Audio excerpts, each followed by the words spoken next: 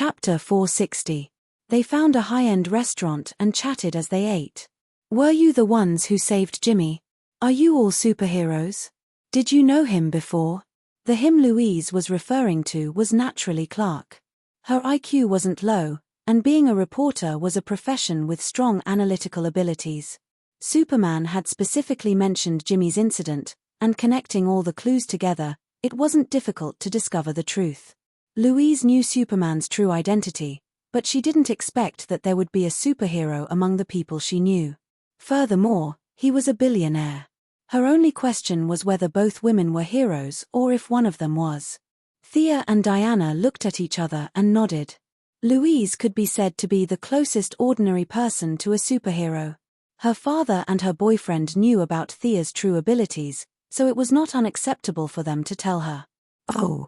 Louise suddenly realized. So, you really saved Jimmy? Who's Jimmy? Diana did not know who Jimmy was. Thea saw that the restaurant was quiet and no one was paying attention to her. She reached out and tapped the table lightly. With a water mirror image, Jimmy Olsen's image was reflected.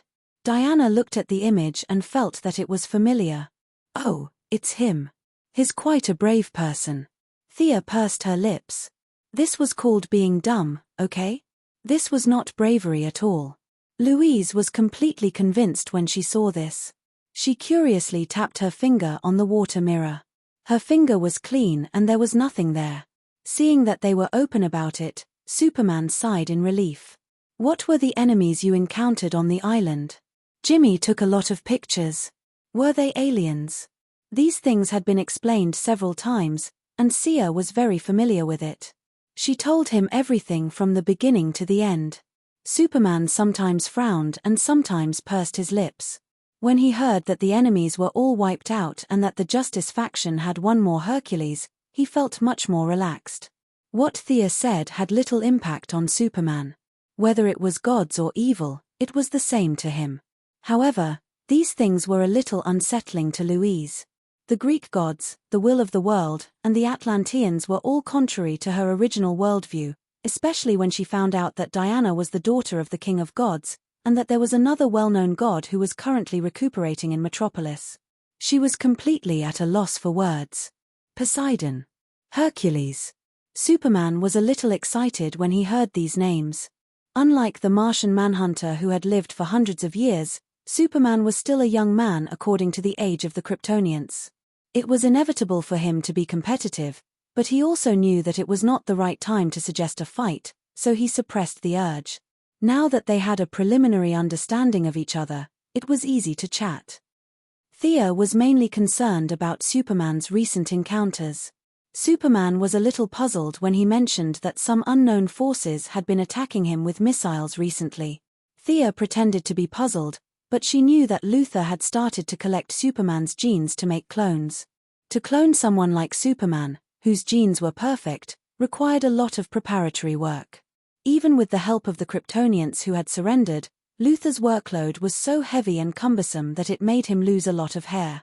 It should be known that Earth's current technological level could only clone some animals. Even someone like Sia, who had scoured space for scientific and technological knowledge, could only clone ordinary people. Mr. Luthor was too careless. He directly went for the most difficult one and chose the hell difficulty as the starting point. Sia did not know what to say, but this person actually succeeded. It was truly shocking. As for the missiles that attacked Superman, Poison Ivy controlled the plants and collected some samples without anyone noticing. Thea only took a few glances to know that Luthor was the one behind it. He had installed a lot of nanomachines on the missile warhead, coupled with invisible kryptonite needles. He was using these things to silently collect Superman's cells. At present, only Thea and Luthor had the technology to use miniaturized equipment and knew how to use kryptonite. Since it wasn't Thea who did it, it went without saying who was behind it. When Thea saw the nanomachines picked up by Poison Ivy, she realized that Luthor had mastered the atomization knowledge she revealed on the spaceship. This man was really amazing. Although he didn't understand a lot of things at the time, he remembered everything Thea said on the spaceship and went home to study it. Just by looking at the nanomachines he made, she knew that he had put in a lot of effort. The only good news was Luther's personality. He was arrogant, proud, and wanted everyone to look at him. This personality determined that he wouldn't study the atomic suit. He wanted to make an indomitable robot and beat Superman to the ground. He wouldn't become invisible to a microscope to deal with Superman. The Atomic Man's philosophy and personality were too different from his. If one day he really became invisible and unknown, he would rather die. The four of them chatted, and time passed quickly. When they said goodbye to each other, Diana hesitated for a moment and said, "I want to fight with you." Diana was unusually serious when she spoke. Thea immediately realized that she had been holding this sentence in her heart for a long time, but she just couldn't find the opportunity to say it. She believed in Diana's strength and didn't stop her. Instead, she quietly waited for Superman's response. Louise also realized the seriousness of the atmosphere. In her impression, Superman was synonymous with invincibility. She was a little excited that someone was going to challenge him today. The right to choose fell into Superman's hands. According to his heart, he wanted to fight to his heart's content, but there were too few enemies on Earth that were worthy of him fighting. The comfortable environment had eroded the warlike nature of the Kryptonian in his blood. Tonight, he first heard the story of their battle with Hercules, and then Diana wanted to fight with him. The passion in his heart finally suppressed all his worries. "Okay, I promise you, but the venue of the battle, Thea will definitely think of a way," Diana said affirmatively. Ideas flashed through Louise's mind. Space combat was the most environmentally friendly. Although both of them could survive in space, Diana obviously wasn't good at space combat, so this option was directly rejected. If they fought on Earth, Superman could continuously absorb the energy of the yellow sun, which was also unfair to Diana. Plus, the various satellite observations were too troublesome, and they caused a lot of damage to the surface. Thea felt that the two of them could deviate the planet's orbit. For the sake of the 6 billion people, Earth was also rejected. The only option left was to go to outer space. Where to go? It was best to go to a place where there was neither a yellow sun nor a red sun. That. Can I go and watch the battle? I haven't seen him fight with all his strength yet. Louise Ryan gave Thea another difficult problem. Superman stared at her with bright eyes. His meaning was self-evident. Thea scratched her head. There were so many restrictions, and it had to be a planet where an ordinary person like Louise could survive. Chapter 461. After much consideration, they took out the light ring to search and finally found a barren planet. The planet was extremely far away from the star and there were no signs of life. Even if the two of them deviated the planet's orbit, they were not afraid. Most importantly, there was oxygen on the planet, which was suitable for Louise, an ordinary person who was not afraid of death. After telling them about their discovery, Superman and Diana naturally agreed. They had wanted to fight for a long time, but there were too few suitable battlefields. Go to another planet. How do we get there? Louise's worldview was about to collapse as she hurriedly asked her own question. Don't worry, there's oxygen there, but there's not enough light. It's a little cold. After saying that, Thea gestured for them to go to a more secluded place. The distance was a little far, so the preparation for the teleportation would take a little longer. Calculating the distance, positioning the space, establishing a connecting passage, strengthening the magical power, stabilizing the space turbulence, this kind of long-distance teleportation was much more troublesome than teleporting inside Earth. The lady took out her staff, and a magic circle painted with purple stripes gradually appeared on the ground. Although she did not understand what it was, the highly educated Louise still felt a very complicated geometric beauty from it. Oh right, do you want to change your clothes? It's best if you put on your battle suits and Louise's winter clothes. Thea only thought of this when she was halfway through the magic circle. The three of them nodded in unison. Sia opened 2 portals for them, and they went back to their own homes to change their clothes. She also told them to hurry up and come back before the portals disappeared. After that, she lowered her head and continued to work on the ultra-long-distance teleportation. Louise stepped through the portal uneasily. The first time she encountered this kind of spatial displacement, she was shocked. When she came to her senses, She realized that she was already at home.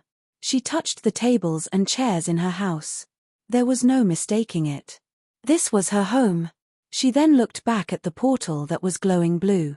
What kind of ability is this? Do you have this ability? She grabbed Superman, who was looking for her winter clothes, and asked nervously. The honest young man shook his head, indicating that he did not have this ability. Seeing that his girlfriend wanted to ask more, he could only explain, Thea's ability is mysterious. It's different from mine. That tall woman is no match for you, right? Superman didn't dare to answer this question casually. He thought about it seriously and said, I haven't fought her before, so I don't know. She is a very powerful warrior. You won't get hurt, right? It's too dangerous, so let's just forget about it. I don't think I'll lose.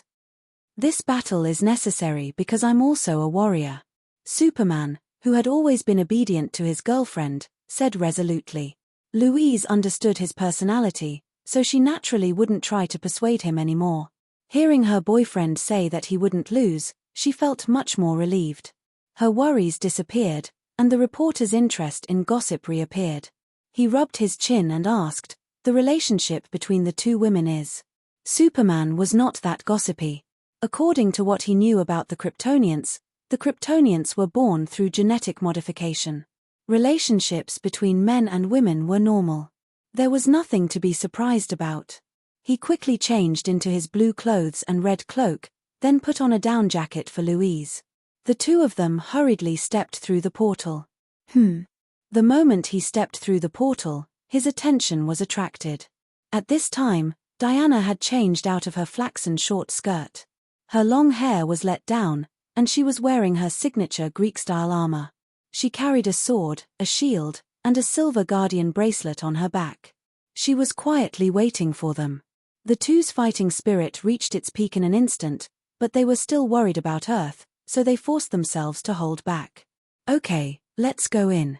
This is a deserted planet named Alaru according to the universal name. It's 5 light-years away from Earth and 24 light-years away from Krypton. Thea finished drawing the portal. Unlike the blue portal that could be opened easily on Earth, this portal was purple in color. Just maintaining the portal consumed 20% of her magic power. After checking it carefully and confirming that there were no mistakes, she walked in first. Diana followed closely behind, and Superman comfortingly pulled Louise into the portal as well. The few guys with extraordinary physiques did not feel anything, but the ordinary Louise suffered greatly. It was as if she was thrown into a washing machine. Her body was fine, but her brain felt like it was violently thrown out by centrifugal force. She could not tell if it was dizziness or pain, but she felt like she was floating when she walked. It was similar to being drunk. Fortunately, Thea's magic power was far better than before. She woke up as quickly as she fainted. She shook her head and began to observe the surrounding scenery. This was a dark planet. The clouds were thick, and only a few rays of light shone on the ground between the gaps. There was no vegetation to be seen with the naked eye, and the sky seemed to be covered in sand. The environment was worse than Arabia. The only good news was that there was oxygen here, but it was very thin. She tightened her coat and came to Thea's side. She asked curiously, "There's no sun here? You said it's 5 light-years away from Earth." There's actually a star shining here, but it's very far away. Plus, the star has entered a period of decline." Looking at her nonchalance, Louise could not help but ask, "Aren't you worried about your partner? Will Miss Prince be in danger?" Thea shook her head and did not answer the question. Logically speaking, no one could defeat Superman without kryptonite. However, Diana, who was also wearing a full set of godly equipment and had reached the peak of a demigod, was only one step away from becoming a true god. Thea did not think that she would lose. She was actually looking forward to this battle. Seeing that she had no intention of continuing the conversation, Louise also held back her desire to speak. She only glanced at Thea's short skirt and short sleeves. Thea was dressed like she was shopping. She was a little speechless when she compared herself to her trembling in a down jacket. Thea was secretly amused. If it were anyone else, they would have already gone back. However, this curious woman had no intention of backing down.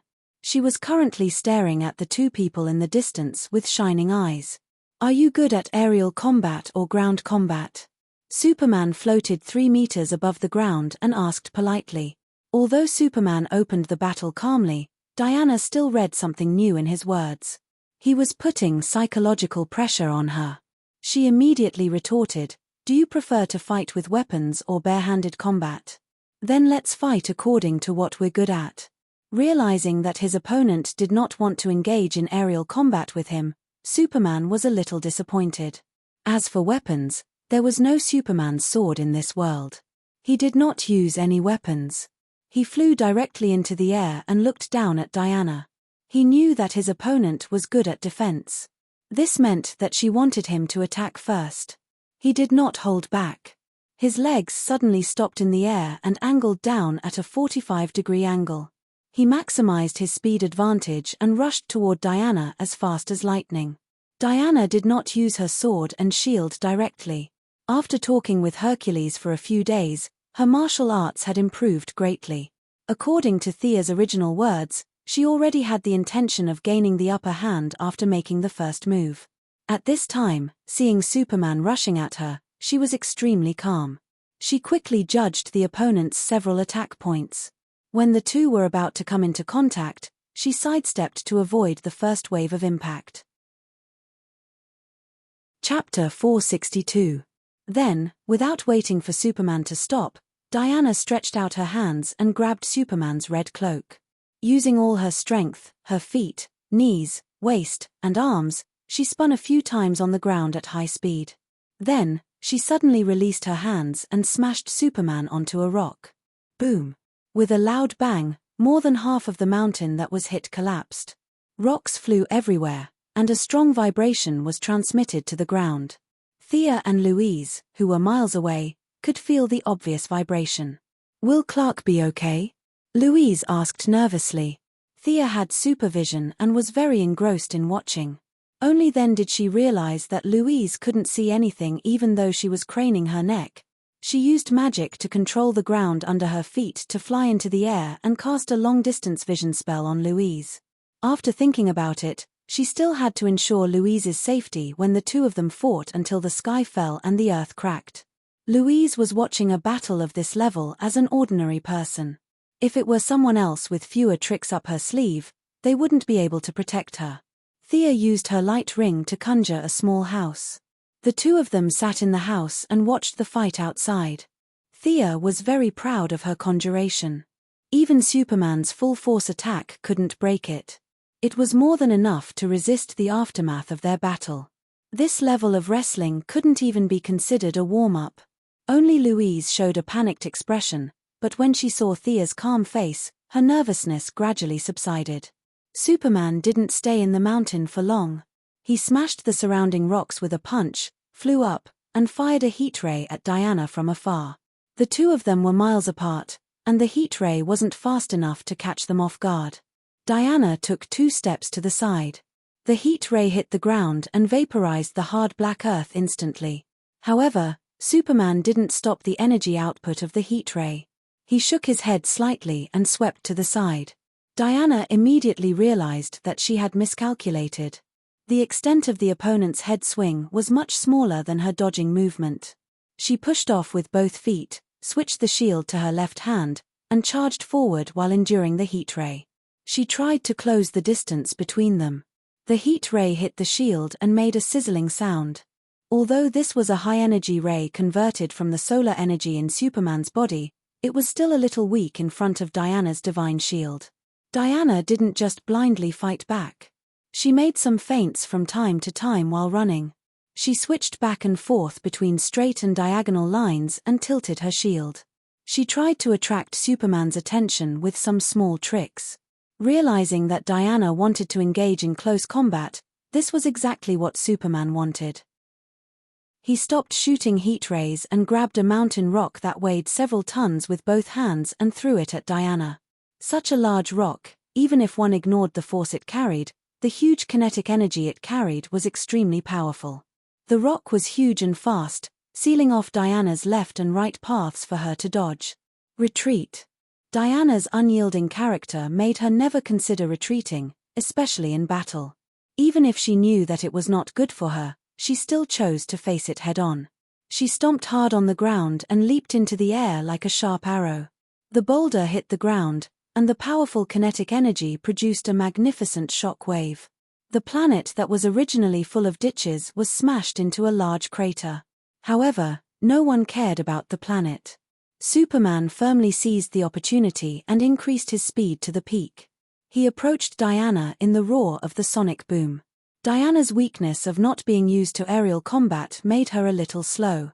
She could only raise her shield to block Superman's thunderous blow.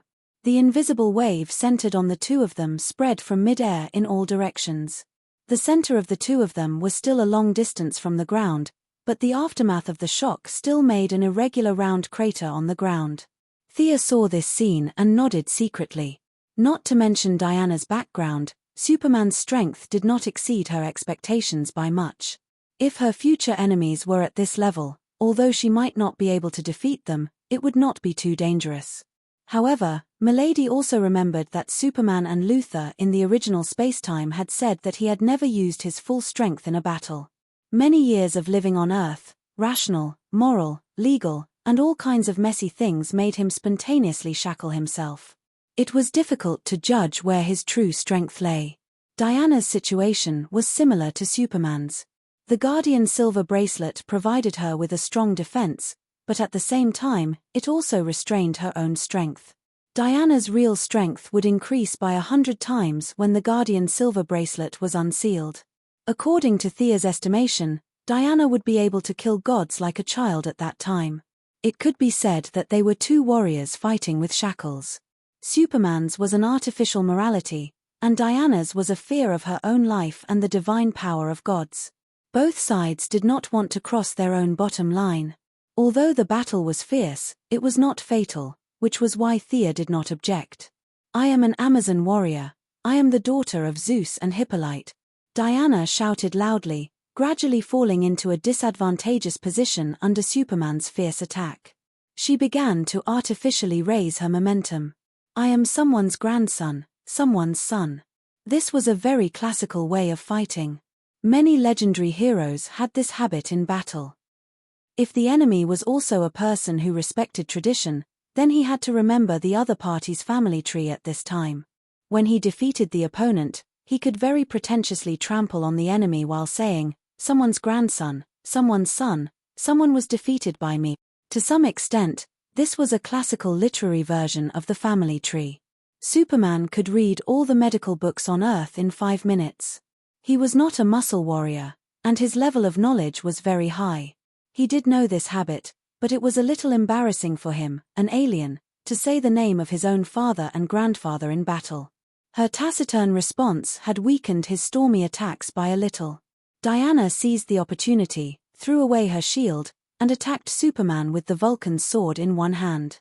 Without the early advantage, Superman's combat intuition was still terrifyingly high. However, combat intuition could not always be there. There was a lot of randomness in it, and it was not as reliable as real martial arts. After receiving Diana's punch head-on, Superman did not notice the other party's feint, and was hit on the shoulder by the sword, leaving a shallow blood groove. The two sides paused tacitly. Without kryptonite, and without falling into a weakened state, this was the first time Superman was injured in battle. This also made him realize that the body of steel was just an adjective. Nothing was absolute, and nothing was unbreakable. "Amazing, you are a powerful warrior." Superman's energy circulated slightly, and the wound healed instantly. Only the torn clothes still reminded him that there was a wound here before. "Come on." Diana saw that he was fine, and there was no fear in her heart, only excitement. Finally, there was a guy who was not afraid of her attack. Superman had the same idea as her, and the dignified look in his eyes was a little more. Chapter 463. Bang! The two switched positions in the air, and Diana once again saw an opening. The silver bracelet was imbued with immense power, and she punched Superman in the stomach. Even though he had a body of steel, this punch was enough to make brother Superman bleed. Thea glanced at Louise without batting an eyelid. She didn't know if this punch would affect their happy life in the future. Superman realized that he was at a disadvantage when it came to fighting moves, and he instantly changed the rhythm of his attacks. He began to use his powerful physique, and instead of pursuing any moves, he used pure strength to drive his speed. His fists rained down on Diana like raindrops. As he became more serious, the frequency of his punches increased, and the yellow sun's energy absorbed in his body naturally overflowed.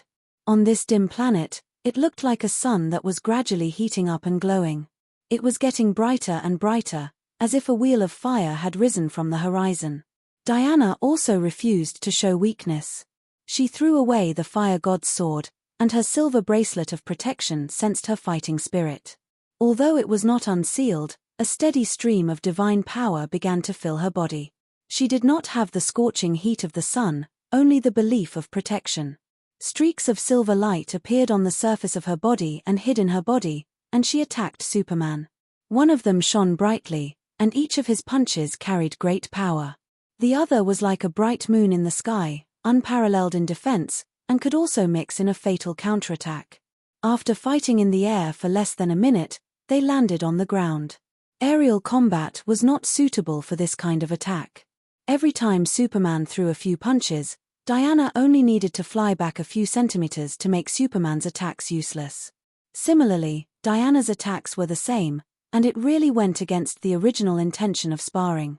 Entering the ground battle, Diana's martial arts skills were finally displayed to the extreme. Each of her attacks carried a burst of cold light, bright and hazy. In a short period of time, Superman took 2 punches and 1 kick. What a pity. Thea sighed. What's a pity? Even though Thea had cast Farsight on Louise, she was still dazzled. As an amateur, she really couldn't see anything. Thea blurted out that it was a pity. She only thought that it was unwise for Diana to give up the divine sword to compete with Superman. However, she also knew that it was reasonable to give up the divine sword after giving up the shield. For Diana, it was better to be empty-handed than to play with a one-handed sword. In the future, the fire deity would forge 2 one-handed swords for her. Perhaps dual-wielding was her future path? Thea, can you do this as well? You're a deity too? Louise asked with lingering fear as she watched the 2 of them dig trenches in the ground and open holes in the mountain from time to time. The eldest young mistress laughed. This question was too unprofessional. What should she say? Bragging that she was a demigod would be too much of a show-off, and there was no need for that. I'm just an ordinary earthling. I can't compare to them, haha. Louise rolled her eyes at a place where she couldn't see. Normal people? Who are you kidding? I'm an ordinary earthling, okay? Especially when Superman and the others were fighting farther and farther away. Thea could only control the materialization under her feet to catch up with them. This further confirmed Louise's thoughts. She was the only ordinary person among the 4 of them. As the energy used by the 2 of them increased, the destruction of the planet began to show. Superman had already scanned the area with his supervision early in the battle. This planet did not even have many microbes, let alone intelligent life. He had no qualms about destroying it. Diana was even more so. As long as she was not an earthling, the life and death of extraterrestrials had nothing to do with her. Even if the planet was destroyed, the few of them could go back. They had no qualms about fighting. Diana exerted force with both hands, lifting up an entire piece of the ground and throwing it at Superman. Such a crude way of fighting suited Superman's intentions perfectly. He raised his right fist and jumped up, punching through the flying object. At the same time, not to be outdone, he looked left and right. Suddenly, his eyes lit up. He flew to the side, exerted force with both hands, and pulled up a mountain that was dozens of meters tall and weighed hundreds of tons from the ground. When he raised it above his head and was about to throw it, he suddenly noticed something. His eyes could not help but look into the distance. Diana reacted quickly. She realized that something had happened and stopped attacking. Seeing Superman lifting a mountain like a gorilla, Thea wanted to laugh. When she saw the change in their expressions, she also noticed that something was wrong. She switched to her supervision and looked in the direction Superman was looking. After searching for 1,500 kilometers, Sia finally noticed something strange. 2 alien spaceships landed on the surface of the planet one after another. The first spaceship was equivalent to the crash of a fugitive, and the second spaceship was the pursuer's if nothing unexpected happened. Little death-courting expert landed on the ground with Louise. She did not know what had happened. She looked at Superman nervously. "What's the matter?" Diana could see very far. 1,500 kilometers was also within her range. She just needed to fly high. Thea truthfully told the 2 girls what she had seen. Louise was even more certain that the capitalists were not telling the truth. "How could an Earthling like you see 1,500 kilometers away?" Superman put down the mountain regretfully. "It was tiring to keep lifting it. What should I do? Or should they meddle in other people's business? Did they say anything? Can you hear them?" Thea asked Superman. As the only man present, Superman listened seriously. He was a little speechless. "I can hear them, but I don't understand their language." "So troublesome." Thea let out a long breath. Even running to a deserted planet to watch a show could cause such a drama. This proved that Superman and Diana were very lucky to be the children of the world. If she was here alone, she could just retreat. Diana might be able to take care of the matter in front of her. Even if she was thousands of kilometers away, she might not care. Unfortunately, Superman and his wife were also in the group. These 2 were enthusiastic people. They were the kind of people who could not sleep if they did not take care of other people. Thea could only bite the bullet and join in. She glanced at the 30 or so people in front and behind. They were all armed with technological weapons, but she could not tell how strong they were. She could understand a few mainstream alien languages. If she really could not, she could translate through the light ring. The only thing that limited her was that her hearing was not that good. She softly chanted an incantation and released Morgan Le Fay's reality simulation. She then released a water mirror spell, projecting the movements and voices of the other people onto the mirror. It was convenient for her to translate in real time. She saw a group of people chasing after the person in front. The person in the back shouted from time to time. The person in front was tightly covered. There seemed to be lead in his clothes. It was impossible to tell who he was. Thea listened for a while and smiled bitterly. She could not understand. She could only take out the light ring. After listening for a while, she said to them, "The person in front is the Princess of Tamaran. She's called Corian. The people behind are the soldiers sent by her sister to kill her." Chapter 464. The vendetta within the royal family, the antagonism between family members, and the influence of Earth's movies and TV series made it easy for them to analyze some of the inside stories here. Everyone could see the intentions in each other's eyes. Save them. Superman was worried about leaving Louise in this desolate place. However, neither he nor Diana had the ability to take his girlfriend and fly at high speed while protecting her safety. The big burden was handed over to Thea again. Who asked her to have so many tricks up her sleeve?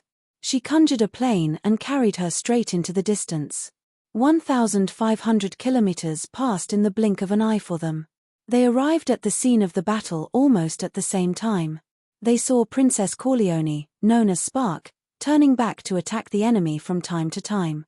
Her palms would shoot out some kind of green energy shockwave, but she seemed to be injured. Her steps were messy, and it was difficult for her to aim. She was being pushed back by the enemy and was about to be defeated. The 4 idlers descended from the sky, which made them a little puzzled. Without supervision and superhearing, they thought this was a deserted planet. They didn't expect to meet intelligent life forms. Thea and Louise sat in the plane. It was yellow, and they couldn't see what it was. Superman and Diana's attire was very conspicuous, especially when Diana was holding a shield and a sword. It automatically made the enemy think of some backward civilization. The leaders looked at each other and sneered. In their hearts, these guys who had descended from the sky were most likely the natives of this planet.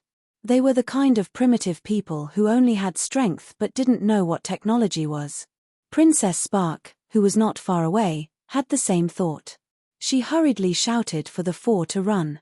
Although they didn't speak the same language, Superman could still judge from the other party's behavior that the one in front who told them to run was a good person, and the group behind who raised their technological weapons were bad guys. There was nothing to say. Fight. He was already a little angry when a good battle was interrupted. There was no need for him to tolerate this group of ignorant people. However, he still had a sense of propriety. He didn't even use 30% of his true strength. Diana was also unhappy with the way the pursuers looked at her. She also rushed forward unhappily. By the time Thea wanted to help, she discovered that the enemies were already lying on the ground. The two of them played around and defeated all the pursuers. Amidst the wailing sounds, the only one left standing was Princess Starfire. Princess Spark took off her helmet, revealing a head of red hair and orange skin. If one ignored her skin color, this woman could be considered a great beauty according to Earth's aesthetic standards. Thea translated a few sentences, but she soon realized that the princess was too talkative. She was a little annoyed by her repeated questions. Why don't you just learn it yourselves? Using the language function of the light ring, he projected the vocabulary of Tamarin's language in the form of a 3D projection in the air for the two top students to learn on the spot. Superman and Diana looked at each other and seemed to find this very interesting. At the same time, they started to remember. It turned out that Superman's father was farsighted. The all-rounder Kryptonian's ability was simply unparalleled. Even the scholar-type Kryptonians couldn't learn as fast as him. Tamarin's language, which was much more difficult than Earth's language, was mastered by Superman in less than 30 seconds. Diana relied on Athena's wisdom as a blessing. It didn't mean that she was Athena. Although she was also learning with all her might, she was still slower than Superman by more than 2 minutes. Although he was a little slower, mastering an alien language in 2 minutes still surprised Louise. She felt that the gap between her and Clark was a little too big. Don't tell me you learn things very quickly too. While Superman and Diana went to ask Starfire, she whispered to Thea. Thea was now approachable and seemed to be full of hope. She was a completely different person from the cold and arrogant person she was when she was being interviewed. To be honest, Louise felt that it was easy to deal with her now. Vaguely understanding what she meant, Thea chuckled. I don't have such a strong learning ability. It took me 5 years to go from college to a doctorate. Louise nodded to herself. Although going from college to a doctorate in 5 years was quite an exaggeration, it was still within her acceptable range. Superman didn't finish off the enemies on the ground. Starfire was also a typical righteous person who didn't want to kill her own people. After Superman invited her to stay on Earth temporarily, she thought about it and agreed. With the battle interrupted, the few of them lost interest. Thea directly teleported back home and helped Princess Starfire find a place to stay. Only then did they say goodbye to each other. Is there something you need? Diana asked softly after everyone left. There is something. A guy who I'm not sure if he's a friend or an enemy left me a message.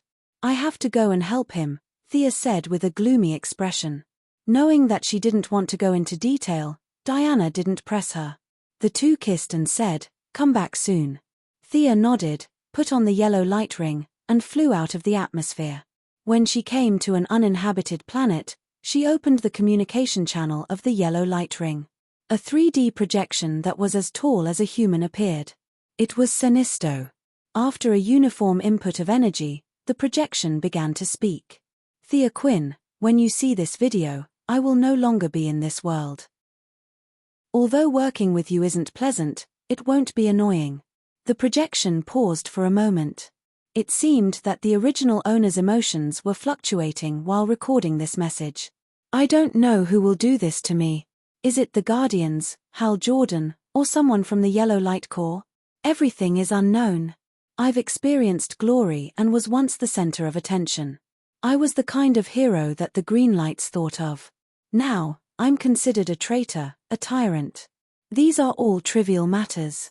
I only know that I have to protect my home planet, Kaluga. That's a responsibility that's higher than my life, higher than anything else. The Yellow Lantern Corps is shrouded in fear. When I'm not in this world, their existence will destroy my home planet. Help me take care of Kruger. From today onwards, the Yellow Lantern Corps will be yours. Arkelo and Lisa Dracker will pledge their loyalty to you. They are elites who can control fear. You have to be careful of Mungo's son. He is a man with great ambition but little talent. My departure will definitely give him an opportunity to take advantage of. I've never been wrong about people. I know you'll help me. After the video ended, Sia snorted in displeasure. Sinisto was asking for help, yet he had put himself on such a high pedestal. He didn't even say a word of thanks from beginning to end. However, he did know Thea very well. She really wouldn't reject such a request that was almost like a dying wish. Strange, if he's no longer in this world, why didn't that part of the yellow light ring return to me? Did it blow up directly, or did someone tamper with it?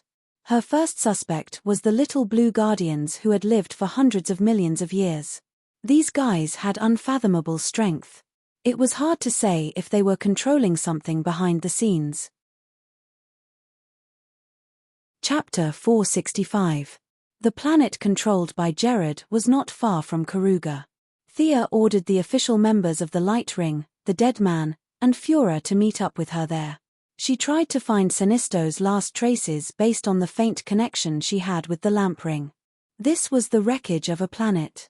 Countless cosmic dust was floating here, and from time to time, there were boulders that could not bear the weight and broke into pieces under the influence of gravity. Thea followed the guidance of the light ring and gradually approached this area. There were still many traces of battle here, and emotional energy was still filling this place. On one side was the green light of courage, and on the other side was the yellow light of fear. The green light was not unfamiliar to her. It was the one that she had worn for a short time, the one that Hal Jordan had inherited from Abin Su. The yellow light was even more familiar. It came from the same source as her light ring. It was Sinisto. She looked into the distance and did not see any corpse. When she was about to explore deeper, a figure suddenly flashed not far from her side. The white-haired, blue-skinned guardian wearing a red suit and a white robe was looking at her thoughtfully. Only one? Thea looked around blatantly and found that there was only one guardian in front of her. She put away the teleportation gem in her hand. She nodded slightly and said, "Respected guardian, what alarmed you and made you leave the main planet of OUA that you have guarded for hundreds of millions of years?" "Hello, Earthling, we meet again.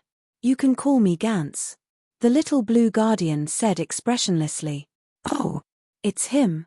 Gantz could be said to be the only guardian who still had feelings.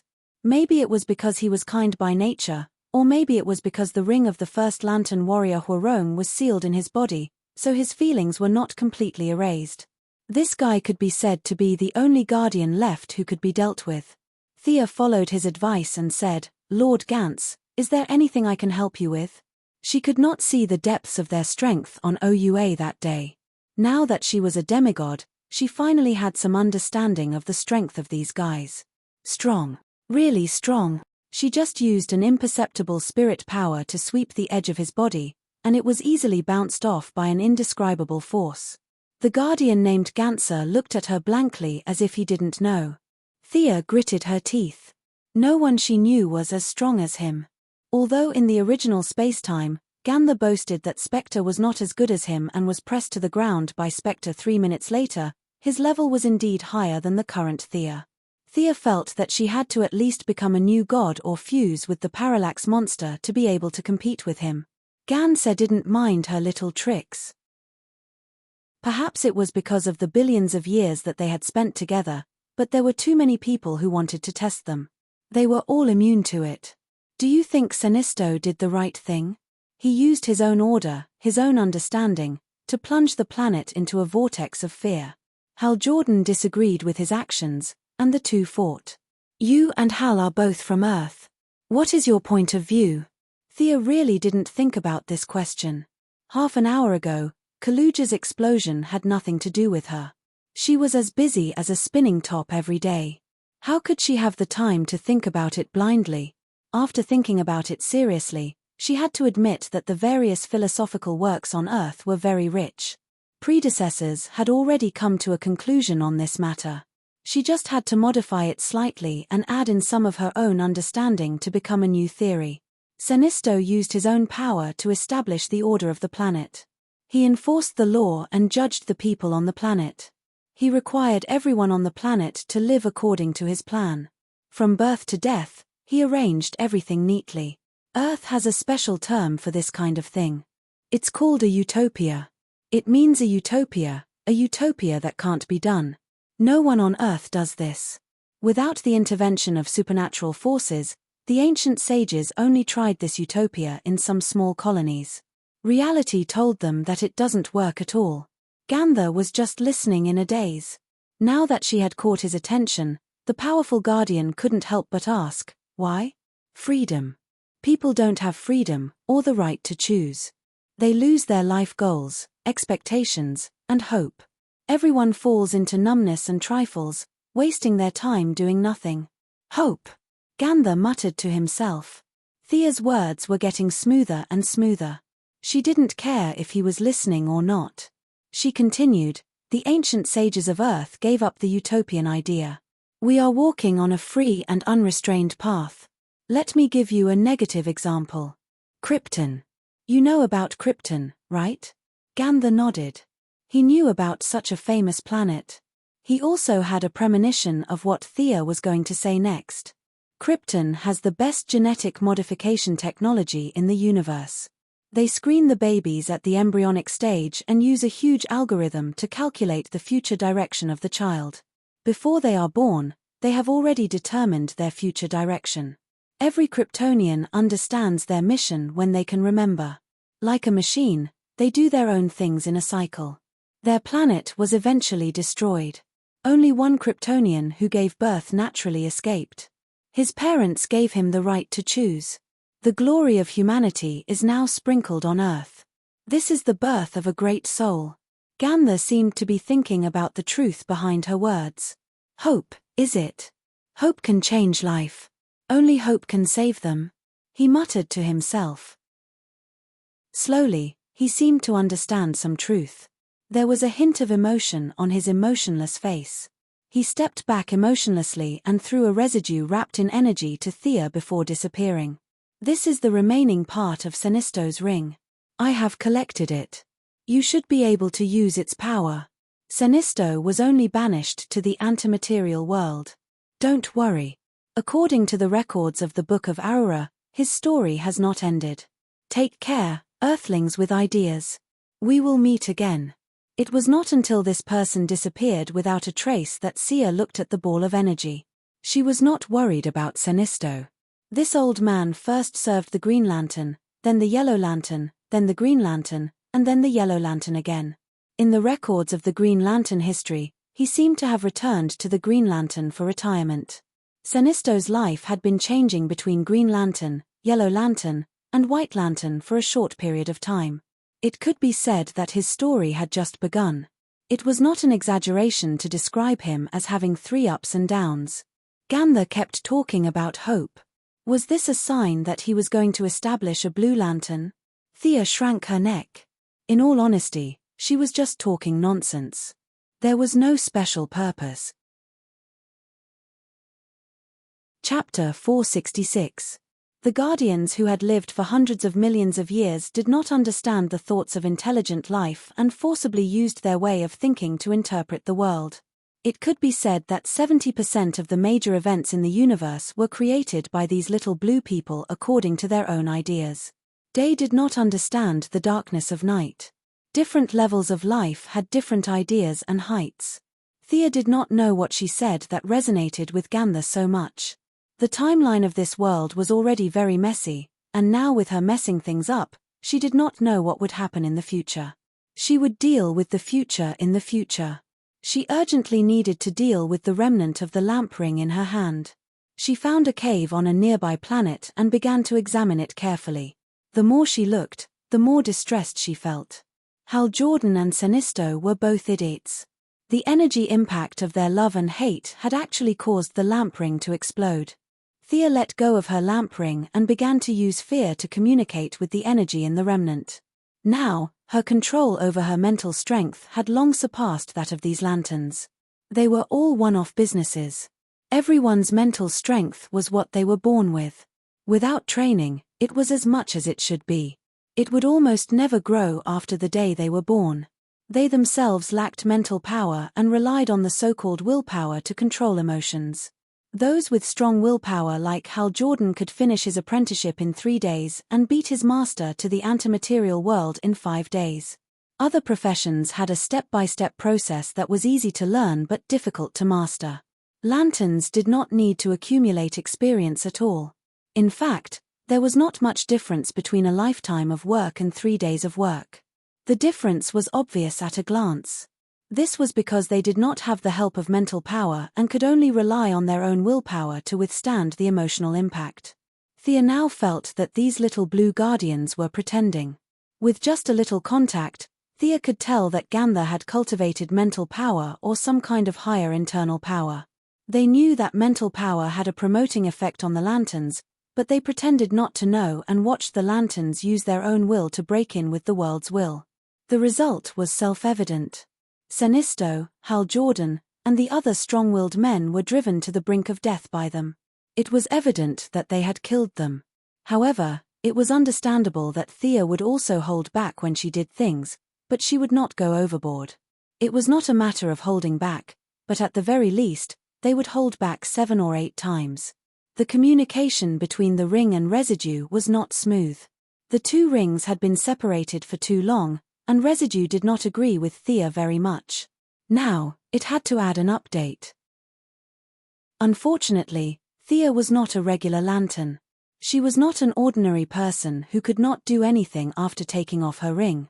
He directly incited the fire magic to smelt the remaining wills. If he was happy, they could obey him. If he was unhappy, they had to obey him. She might not be able to deal with Gancelli, but if Thea couldn't deal with this ring, then she would have wasted so many years of effort. She had even mixed a trace of power of will into it. The remnants of the lamp ring could no longer withstand it, and yellow particles kept flying into her lamp ring. The originally pale yellow lamp ring was gradually darkening. The weak resistance was suppressed by force, and the strong resistance was transformed by power of will. The speed of fusion was gradually increasing. Thea tried to imprint her spiritual imprint into the ring during the fusion period. The ring almost did not resist, and it acquiesced to her ownership. With this imprint, her control over the ring had deepened a bit. Even if Sinisto jumped out now and shouted himself hoarse, the ring would not listen to him. If you want the yellow ring, you have to remake it yourself. After 4 hours of hard work, all the residue was absorbed, and the color depth exceeded Sinisto's that day. The ring exuded a golden sun-like light, and Thea immediately closed her eyes to feel it. Materialization, protective shield, high-speed flight, wormhole, these basic functions were all there. Her original ring's functions of phase shift, space warp, teleportation, and Kryptonian recharge were all retained. Instilling fear, which originally occupied half of the abilities of both of them, was also completed. However, she could already use this ability with magic, so it was not very meaningful to her now. Energy twin, environment playback, invisibility, light refraction, cell regeneration, energy absorption, and other functions were all retained. The energy twin function was not explained clearly, so she tried it on the spot. The lamp ring would release an energy clone the size of a person at a designated location. When the energy clone was in existence, the body would remain still, while the energy clone could move at extremely high speed. After the emotional support was removed, the clone would return to the body, and all the knowledge it had learned would be transferred to the ring bearer. It seems to be a learning ability. Thea did not see how useful this clone was to her. It could not speak, and it was yellow all over. Anyone could tell that it was a fake person. The only advantage was that it could go to many dangerous places. The body stood outside, and the clone ignored all the traps and moved at high speed to start memorizing. After that, regardless of life or death, it would bring the knowledge to the body. It could be said that when the 2 rings were reunited, many of the functions that she had envied were now useless. Thea was not very used to wearing it every time she used it. She could cast spells at will, and it was much more convenient and faster than the lamp ring. Sigh, I'm already so strong. Thinking back to the original experience, the lamp ring was like a step to the sky for ordinary people, but for her, it was just icing on the cake. The emotion amplification function of the lamp ring was still affected by the broken ring. Thea's original ring could amplify emotions by 150 times. Now that the two rings were reunited, the amplification did not exceed 240 times, which was 30% less than she expected. Calculating the time, most of the dead people had already arrived. Thea did not waste any time and tried the wormhole of the new ring. It was faster and more stable, and the speed of flying at full speed could exceed the speed of light. The first yellow ring in the world was indeed worthy of its reputation. This kind of power and speed was really intoxicating. Thea could not fly so fast by herself, and she was only the first yellow ring. Just like Lantern Number 1, regardless of whether it was the Rainbow Lantern or not, he directly obtained the first lantern ring in the universe that gathered all the primitive emotions in the universe. His power was instantly raised to the peak of the true God, and he could easily change history and reality. It could be seen that the impact of emotional energy on one's will was simply crushing. Thea did not want to be a slave to emotions, but she did not give up eating for fear of choking. The lamp ring was just a tool to her. If it was not for the fact that she automatically changed into the tights every time she wore it, she might have been able to use it a few more times. Now, it was dispensable. When she arrived at Gruder's planet, the three official members of the Yellow Lantern Corps, Deadman, Führer, and Gruder, were waiting for her. Sia briefly explained the situation. Taking into account that Sinisto had recruited a large number of soldiers in order to fight against the Green Lanterns of the 3,600 sectors in the later stages of the war, the current Yellow Lantern Corps of Karuga had at least 1,000 people. More than 1,000 temporary workers who had not been confirmed by the Book of Parallax. Chapter 467. One man against 1,000 men sounded very majestic, and the visual impact was very strong. However, it was best not to use it if the difference in strength was not as great as the difference between heaven and earth. There were countless strong people in history, such as Darkseid and Thanos. They were all arrogant and brave, but they were all pushed down by the righteous side and rubbed against the ground. Although Thea did not think much of the Yellow Lantern soldiers, she might not be able to win against hundreds and thousands of them. Unity is strength. This was applicable in 99% of situations. It was unrealistic to attack by force. Kruger's civilization level was not low. Even if it was not comparable to Krypton, which was a level 8 civilization, it was at least level 6. Unlike Earth, where aliens could come and go as they pleased, it was like a market. Kruger had a defense system. Although there was a large population on Kruger, their civilization level was only slightly higher than the natives. Space warships were out of the question. Führer had gathered some neutral mercenaries in the universe and had a few warships, but the character of the mercenaries was hard to predict. They could be used in a favorable battle, but with such a large number of enemies, it was possible that they would defect to the enemy directly. The enemy had more people, and their defense system was intact. They had fewer people, and they had to attack. There was only one choice in front of Sia, and that was to organize a small team to carry out a surprise attack, as had been done countless times in movies. She instructed Führer to get the few people on Earth. They could not fight in space, but their fighting ability on the ground was off the charts. She began to contact Sinisto's supporters in Kruger. The more guides there were, the better. The first person she contacted was Lisa Draka, who claimed to have a certain precognitive ability. Unfortunately, she could not get through. She also knew Akiro, who was mentioned by Sinisto. He was a tall and burly blue-skinned alien. He was the training officer of the Yellow Lantern Corps. Akiro had once gone to Earth alone to gain Thea's approval. He was loyal and honest. Although he was a barbaric guy, Thea had a good impression of him. Unfortunately, she could not contact this guy either. Needless to say, it must be because of Sinisto's disappearance. His ambitious subordinates had defeated his loyal subordinates. She could not contact the members of the Light Ring. Fortunately, she had other means to contact others. Asona, can you hear me? Telescopic vision, supervision, imaging technique, and the light refraction and projection function of the light ring.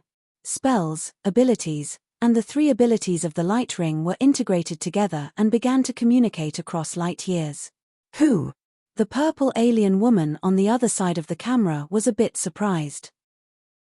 She stared at the water curtain that suddenly appeared in front of her and asked tentatively, "Thank God you're still alive. I'm Thea, remember? I'm Senisto's." Thea thought for a long time. Was she related to Senisto? It was almost unrelated. "I'm Senisto's colleague. We've met once before." Thea could not think of anything good to say, so she could only give a vague answer. The purple alien woman nodded calmly. "I have a deep impression of you. Senisto complained many times that you took away his supreme power." Thea almost vomited blood. She knew that Senisto had said something bad about her behind her back. Although this woman was not a member of the Light Ring, she was the highest commander of the Karuga Defense Force. At the same time, she was also Senisto's lover after his wife died. The two must have talked about her after they did something indescribable. That was why this woman had a deep impression of her. Having an impression was better than not having one. "How's the situation in Karuga? Senisto left me a message. Is there anything I can help you with?" The purple woman, Asona, said stiffly. "Karuga does not need another dictator. Senisto betrayed his people and betrayed me. Karuga does not need any lanterns, green or yellow. We don't need any." After that, she threw something that looked like a weapon at the water curtain. However, it was useless. Thea's water curtain was invisible. If she did not cancel it, no one could do anything about it. After throwing things for a long time, Asona threw a tantrum and looked at the water curtain with a serious face. "What do you want?" "I want to fulfill a promise. Or rather, help Senisto get rid of his Yellow Lantern Corps and liberate Karuga. And after that?" "After that?" Thea thought for a while. "The unqualified Light Ring members will be stripped of their rings and sent back to where they came from. I'll take the rest with me. In the future, Earth would be the center of the universe. Other than Senisto, no one would care about a planet like Karuga." This answer was out of Asona's expectations. She was a very decisive woman. "What do you need me to do?" "Help me find a secret room. I want to take the team directly to Karuga." As the person in charge of the planet's military force, Asona immediately thought of a few words. She did not know that Thea did not have enough manpower. She only thought that the other party was not going to launch a large-scale attack. This was very much in line with her intentions. "Okay." Asona agreed without hesitation. Before ending the call, Thea told her, "Collect information about the core. See you later." After that, she began to set up a long-distance teleportation circle. The Light Ring's foundation had increased greatly, so there was no need to abandon it. At the same time, she was also worried that Asona would do something bad to them. The teleportation circle was reinforced with magic and emotional energy at the same time. It could last for a long time and the channel was stable. Without a specific method, even a nuclear bomb could not destroy it. The few people from Earth quickly arrived. The somewhat awkward electric lady still put on her imitation light ring. The suggestion spell was constantly affecting her. Death Knell and Poison Ivy were fine, but this was the first time Father Midnight had come to an alien planet. Especially when he saw many primitive natives carrying the chubby Gruder to meet up with them, he was even more surprised. "Is this guy also my companion?" Fiora stood alone beside Thea and watched her make the teleportation circle. Death Knell and Father Midnight came from a mixed background, so they had more in common.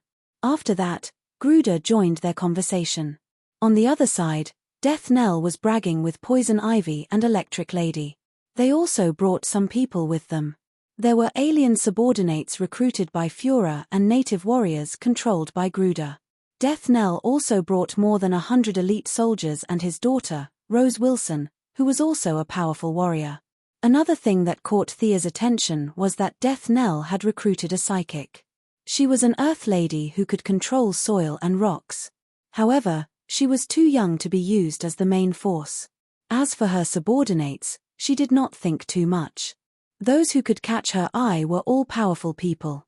It was normal for them to want to develop their forces. Just like what she said to Ganther, there was only motivation when there was hope. Chapter 468. Each of them had about 500 subordinates. In order to allow some of the bigger guys, such as Grood, to pass through, Sia had increased the height and width of both sides by a lot. From afar, it looked like a miniature version of the Dark Portal.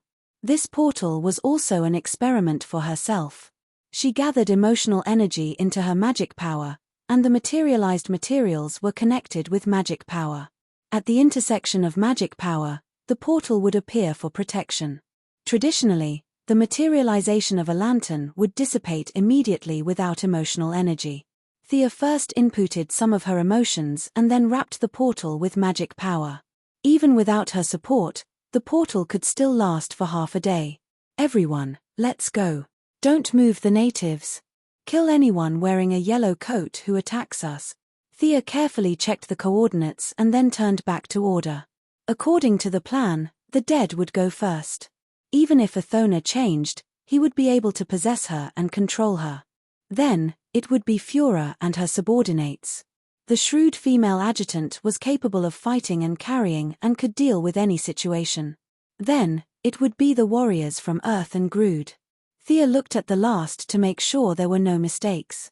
Then, she stepped into the portal. On the other side, the battle scene did not appear.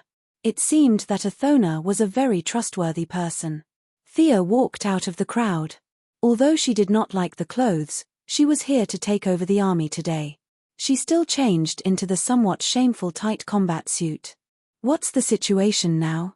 Thea asked Athona, who was also fully armed. The defense of this planet was too comprehensive. The interference of metal and various electromagnetic interference were affecting her supervision. She wanted to find the central power source of the yellow lights, but she could not find it even after looking for a long time. This close friend of Sinisto looked at Thea's yellow combat suit.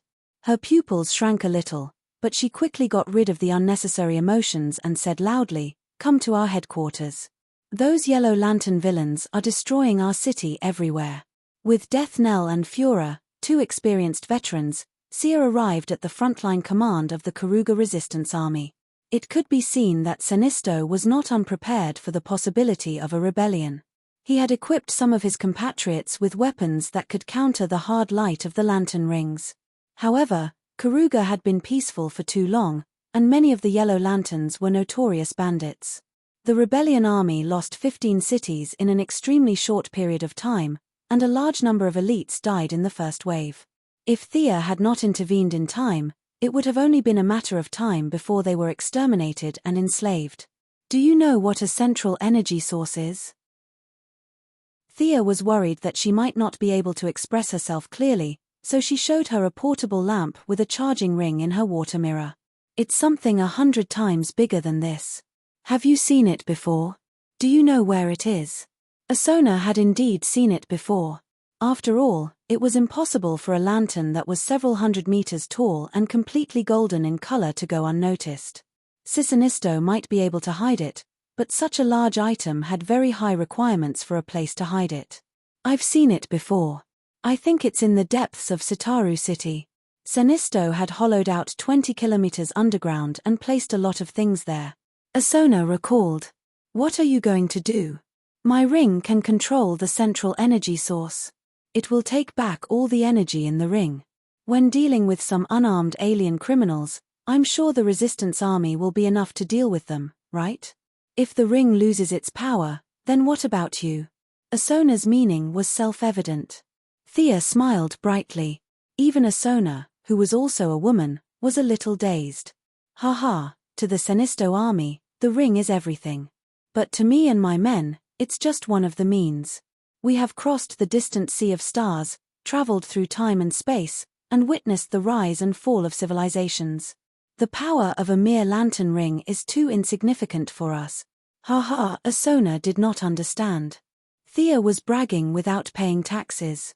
She had bragged so much that if one did not look at her, they would have thought that she was the heavenly father of the new creator planet. Asona's eyes were filled with stars. She did not believe it, but the previous conversation and teleportation made her realize that the woman in front of her had an ability that Sinisto did not have. She no longer bothered about the lantern ring and explained to them in detail what they needed to pay attention to in Sitaru City. Half an hour later, the assault team led by Thea had arrived at the outskirts of the city. There were all kinds of detection equipment in front. She did not dare to charge in with her invisibility spell.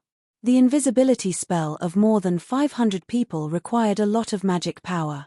Thea planned to split a portion of them into a feint attack while the rest attacked the city. Death Knell stopped her and gestured for the Earthen Girl to come forward. The Earthen Girl, who was only 8 or 9 years old, was now being dragged to an alien planet to fight. Most girls would have fainted from fear, but this girl was quite strong. When she saw Death Knell looking at her, she nervously pressed her hands on the ground. Rumble, a very dull sound was heard. She controlled the soil and kept flipping it up. The solid ground seemed to be playing a game with her. Several tons of soil and stones flew out automatically. What appeared in front of them was a deep pit that was 17 or 18 meters deep and 10 meters wide. Yo! Not bad. Thea had not absorbed Gaia's divinity yet. She could only cast a few simple earth attribute spells. She could dig a hole to bury someone in her daily life. This kind of large-scale movement of the earth veins was a bit like earthquake, collapse, and silence. She could not cast it as easily as the Earthen Girl. If they could dig into the ground silently, it would save them a lot of trouble. Using her X-ray vision, she saw that it was not too far from Sinisto's underground base. It was less than 2,000 meters away. The little girl is not bad. This will help her recover her strength. Tell her to dig the hole diagonally below the spot I indicated. This little girl was too young and was not worth her time. She would need at least 5 or 6 years to grow up. That was too long. Thea threw Death Knell a gemstone that could recover his strength. It was better for him to give orders to his subordinates. Death Knell was very excited. As Thea had more and more talented subordinates, his importance was declining. He urgently needed to prove his worth, so he was determined to bring the 9-year-old Earthen Girl out. Okay. Death Knell nodded heavily at the Earthen Girl. Because of her ability, she was treated as an oddball in the village. If Death Knell had not saved her, she would have been burned to death by the villagers. Seeing Death Knell's signal, just like a manga character, he was filled with motivation as he desperately needed recognition. His eyes shone brightly, and his psionic ability was fully activated. Following Sia's mark, he dug deeper. The young lady did not feel guilty about hiring a child as she constantly controlled the Earthen Girl. 10 degrees to the left. A little more. Chapter 469.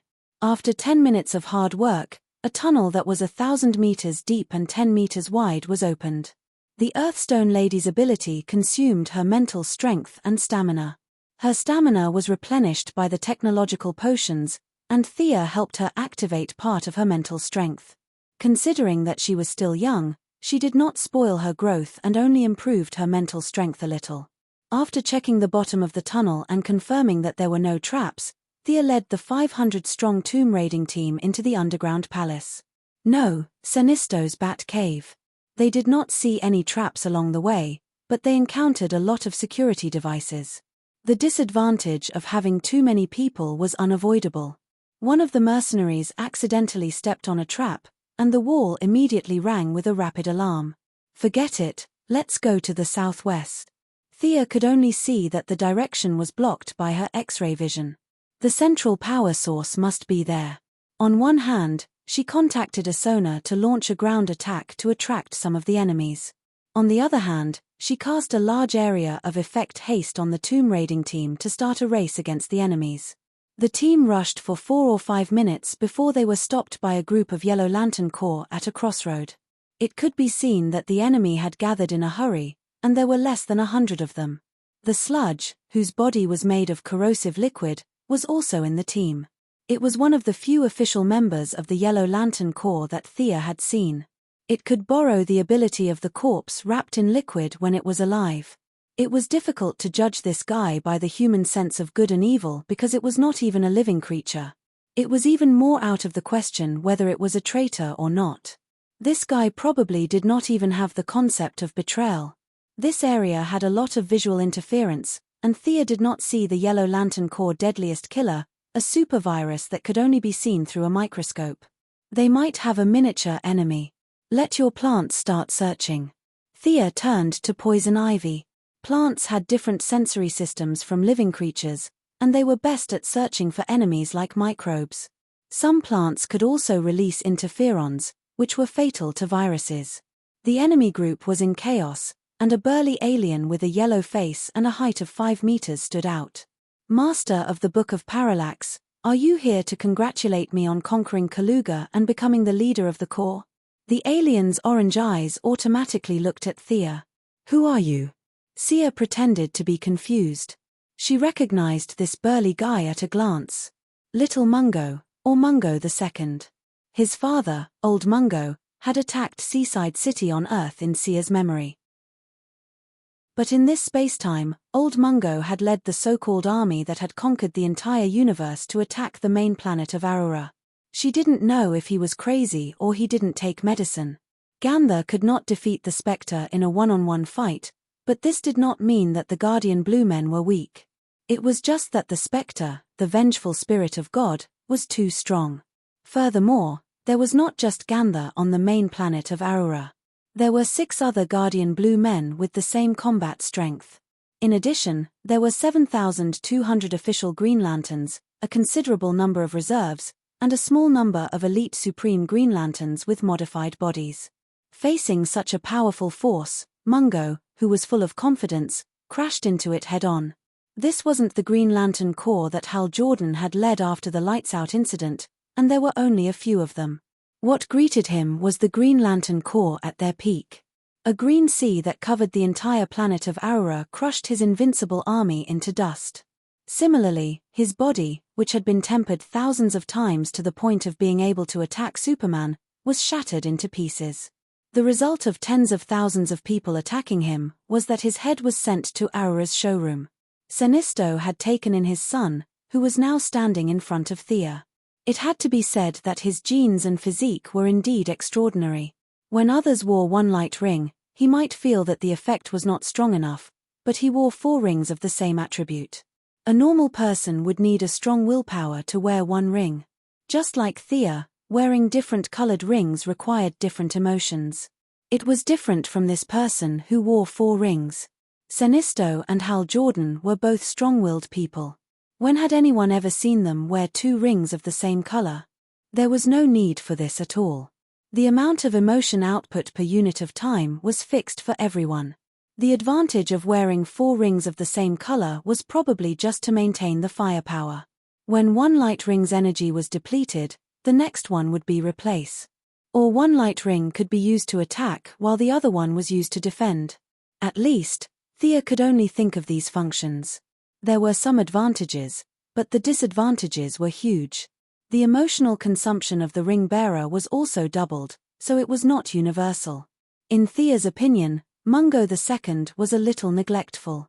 The strong body and mental strength he had inherited from his father had been used on the light ring.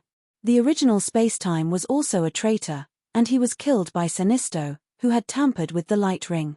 Thea did not have such means now, but in her opinion, it would not take too much effort to deal with this guy who had abandoned his family's secret arts and switched to playing with rings. His father could fight Superman head-on, so his body's genes should be very strong. In a while, she would have to control the intensity of her attacks. It would be best to preserve the body for reference. Mungo II did not know that his background had been exposed. Thea was going to take his body back for research. As if he was about to quarrel with someone, he shouted anxiously, "I am Mungo, the ruler of Karuga, the emperor of the universe tomorrow." Thea sneered. Her laughter was a little harsh. Mungo, whose self-esteem was severely hurt, stretched out his waxy left hand, and a hammer made of fear energy smashed towards Thea. Interesting. His opponent wasn't brainless. His attack was still worth watching. 4 layers. Thea glanced at it and saw that this manifestation was a little confusing. It looked very ordinary from the outside, but it was actually a set of 4 manifestations. The emotional manifestation of the temporary light ring was too weak, and Mungo could not work on quality. He could only pursue quantity. However, this was meaningless in the face of absolute power. Fiora stood beside Thea and saw the huge hammer coming towards her. Her expression did not change, and she smashed the manifestation with one hand. The 3rd, 4th, and 5th layers did not mean much to her. Her move shocked the yellow lanterns on the other side. She did not rely on any emotional energy, nor did she rely on any technological equipment. With just a casual punch, she shattered Mungo's attack, which they thought was invincible. The yellow lanterns, who were all villains, could not help but feel their momentum stagnate. Thea's side had more people than them to begin with. With this, the yellow lanterns were even more vulnerable. Leave the big guy's body intact. Kill the rest, Thea said lightly. As soon as she finished speaking, the electric lady, whose temperament had changed drastically and who had a tendency to be violent, rushed out first. This underground base had a lot of electrical equipment. She rushed directly into the midst of the enemies, and a silver-white electric current began to wreak havoc in the crowd. Chapter 470. Poison Ivy had planted a large number of plants on the battlefield while they were talking. Now, under her control, the plants broke through the ground. The yellow lanterns were used to fighting in the real world, so they were caught off guard by the plants and the electric lady. Some of them were electrocuted, some had their bodies corroded by the mucus from the acidic plants, some were swallowed whole by the man-eating plants, and some had their hands and feet entangled by the vines. There were all kinds of situations. Death Knell was not to be outdone. He dodged the yellow lights and charged in from the side. In his left hand was a titanium alloy sword, and in his right hand was an acid attribute magic sword that he had obtained from the Church of the Cold Flame. Many of the aliens looked very abstract, and he did not care what the enemies looked like. He just slashed at their necks, wrists, and ankles. His physical fitness had long surpassed the limits of the human body. Coupled with his strange footwork and proficient martial arts, many yellow lanterns were cut down by him like a whirlwind just as they realized that there was someone around them. Midnight Daddy cast 2 group spells. His magic was not as strong as Thea's, so the effect was barely satisfactory. Suddenly, he saw a sludge that looked like a sludge monster trying to run away. There was a corpse hidden in its outer membrane, but Midnight didn't care. The corpse looked like an alien, and it had nothing to do with his ancestral spirits on Earth. He chanted a spell and forcefully controlled it. Not to mention, the ancestral spirit of Earth was quite powerful. It used magic to communicate with the corpse, and under the influence of its psychic ability, the corpse extended a bone claw from the body of the sludge.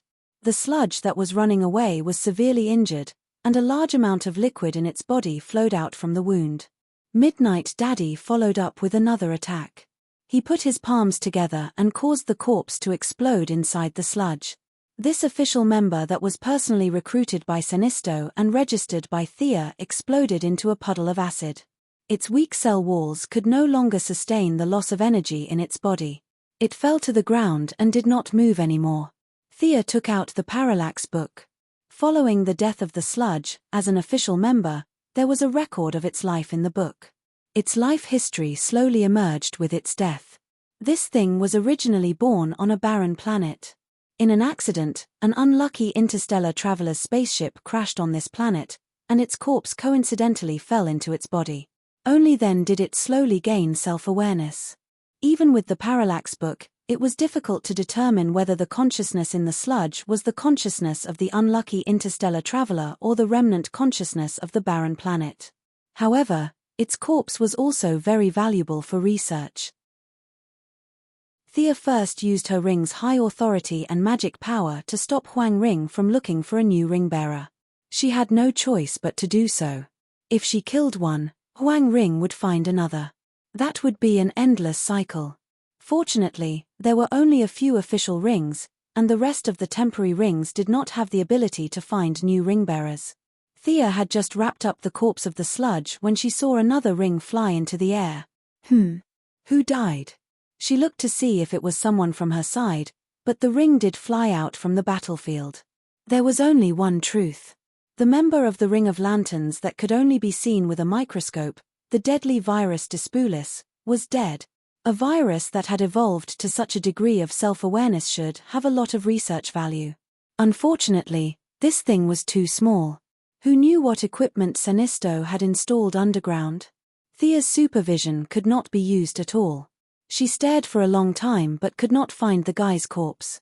The most important question was, the sludge was killed by Midnight Daddy. Who killed this thing? It could not have been trampled to death, right? Thea used part of her magic power to control the Ring of Lanterns that was about to fly away. She looked at the records in the Parallax book.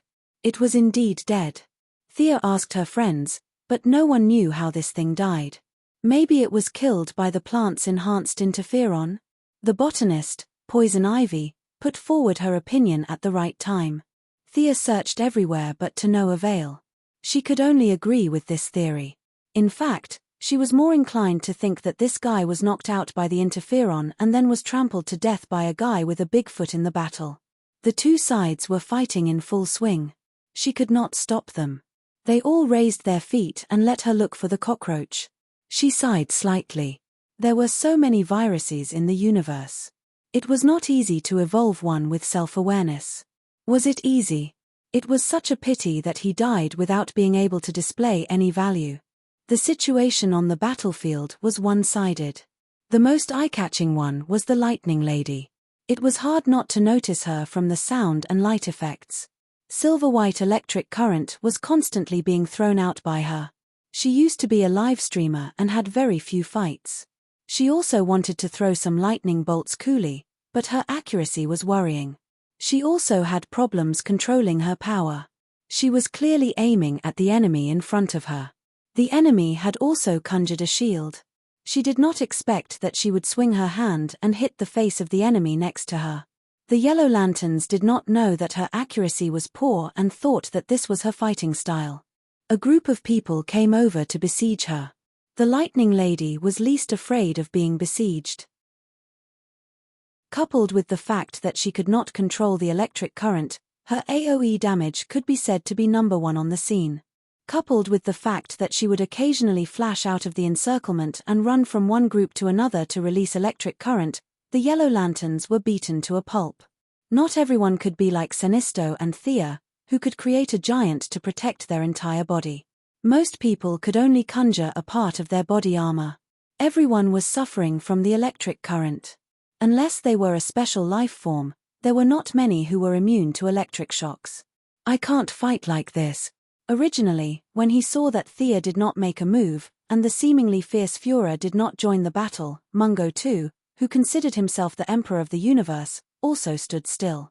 Now, he felt that he had to make a move.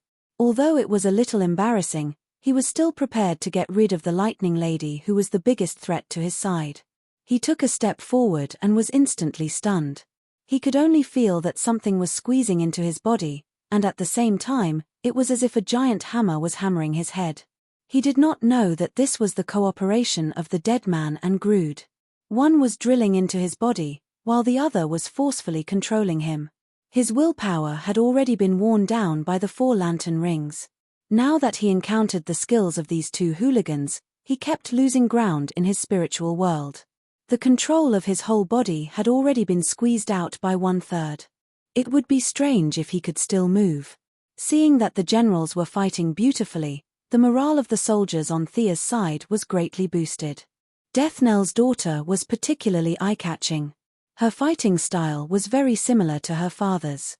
Her double swords flew up and down. Her strength, speed, and skills were not inferior to Thea's in the past. The natives brought by Grood were also quite brave. Every day, they carried this several tons of gorilla and ran around the mountain. A few of them had really trained their strength. The javelins that were as thick as an arm were thrown by them, leaving after images. The throwing objects of the leader of the strong men could even shatter the shield. Chapter 471. Mungo too was dragged into the spiritual world by Groodra and Dead Man to play tug-of-war. Sludge and Supervirus were directly destroyed, and the remaining Yellow Lanterns died one after another. If it weren't for the constant return of the Lantern Ring members from the battlefield on the ground, they would have collapsed long ago.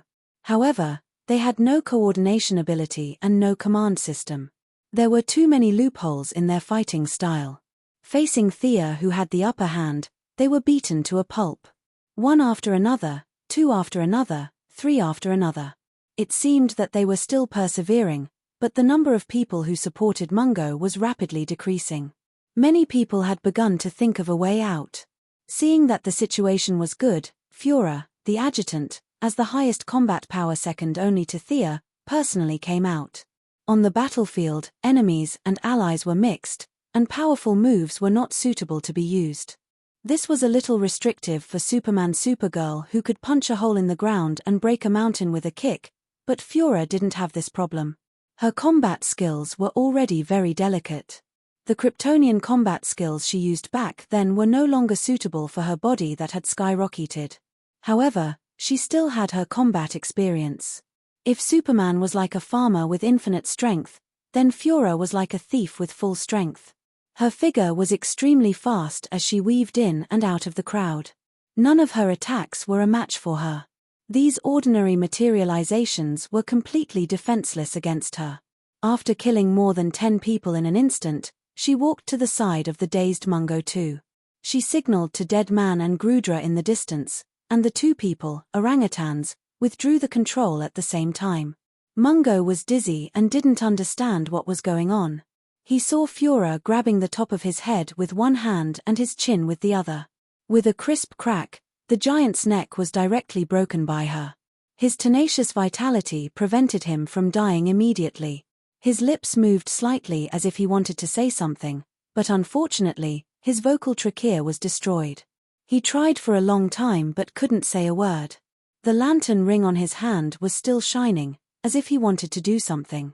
However, the loss of vitality also took away his willpower. His vision became more and more blurred, and he vaguely saw himself becoming the emperor of the universe. In the end, he completely died in his imagination. If it was a fair fight, Mungo 2 wouldn't lose to Fiora by much. However, the reality was just that helpless. The two gangsters had forcefully controlled him, and he didn't even have the chance to reveal a single bit of his strength before he was directly killed. Thea was very satisfied with the cooperation of her subordinates. They skillfully defeated the boss on the other side, and she didn't even need to do anything. This man is a warrior. He deserves a proper burial. Thea put Mungo's body away after she finished speaking. It was definitely inappropriate to talk about dissecting the enemy in front of her subordinates, so she told a little white lie. When the remaining Yellow Lanterns saw that their new leader was dead, they no longer had the will to fight. Some of them quickly summoned their aircraft and fled in all directions. Some of them even surrendered and waited to be taken in. Thea was not obsessed with moral cleanliness. She had a lot of bad people under her command.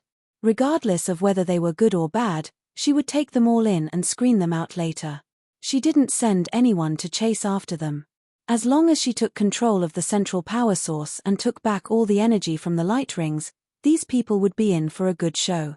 The lucky ones might fall directly from the sky, the weak ones would fall to their deaths on the spot, and the strong ones would fall to their deaths. The unlucky ones would fly out of the planet into space, and their rings would suddenly lose power. Those who didn't have the ability to survive in space could only wait for death.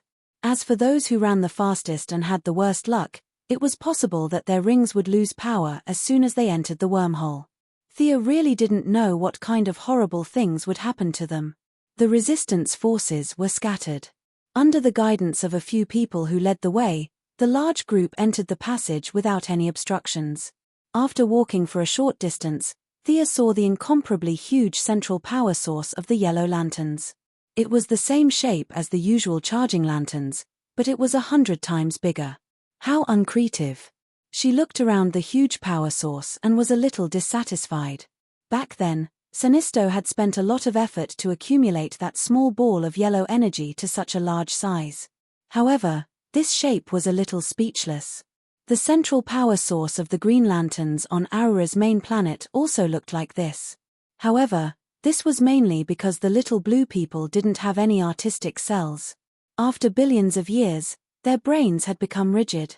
You, Senisto, can't be that unimaginative, right? It was exactly the same except for the color. From this, one could see how deeply the Green Lanterns influenced Senisto. Hey, you're here. Why is it you? Thea separated a bit of her mental power into the central power source and accidentally bumped into the creature inside. The Parallax Demon's main body was sleeping inside. He didn't expect to meet Thea, who wasn't afraid of him. Thea also didn't expect this guy to be hiding in the central power source. The Parallax Demon didn't have any good way to deal with this human who had feelings of fear but wasn't afraid of him. The Parallax Demon was afraid of the existence that she was afraid of. The Parallax Demon didn't dare to conjure the images of those powerful unknown existences to scare Thea. A very strange paradox made him feel a little helpless, and he could also see that the strength of Thea's spiritual power was much stronger than before, and there was a huge difference between her and a mortal like Senisto. He asked casually if he wanted to possess her or if he wanted to have a strong power. You don't want either? Fine, I'll go back to sleep. You go do your thing. Thea didn't care about this kind of external fake power at all. The Parallax Demon also looked uninterested. After a simple routine, the Parallax Demon fell into a deep sleep. Retract all the energy in the light rings, Thea ordered decisively. The golden central power source received the highest order and began to roar silently. The entire planet could see yellow light gathering there. The light rings on the scene didn't differentiate between friend and foe. Except for Thea's own ring, all the energy returned to the main power source.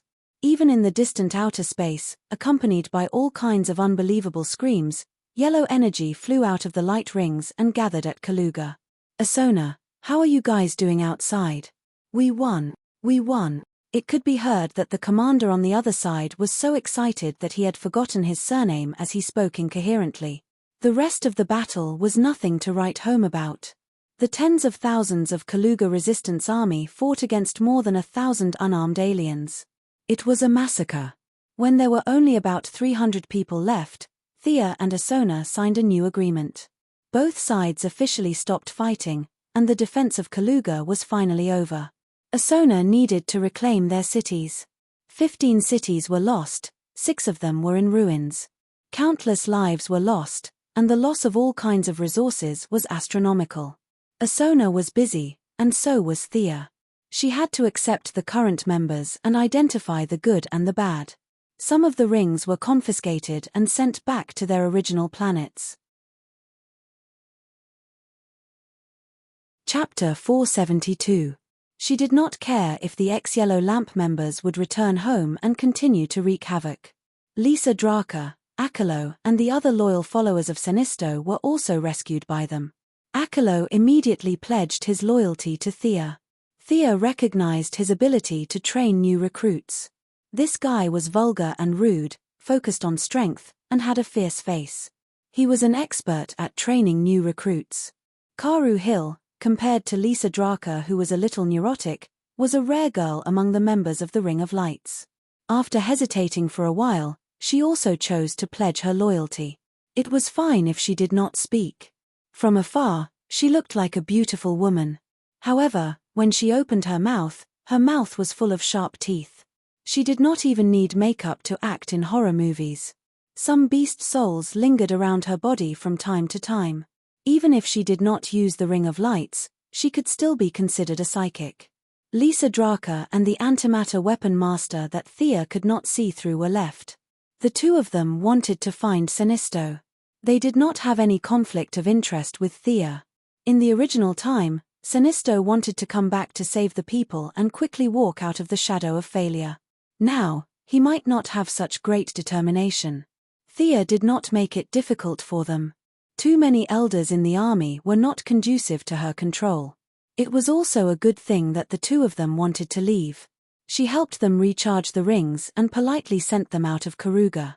All the ownerless Ring of Lights on the battlefield were collected. There was no need for more than 3,000 Yellow Lamp members.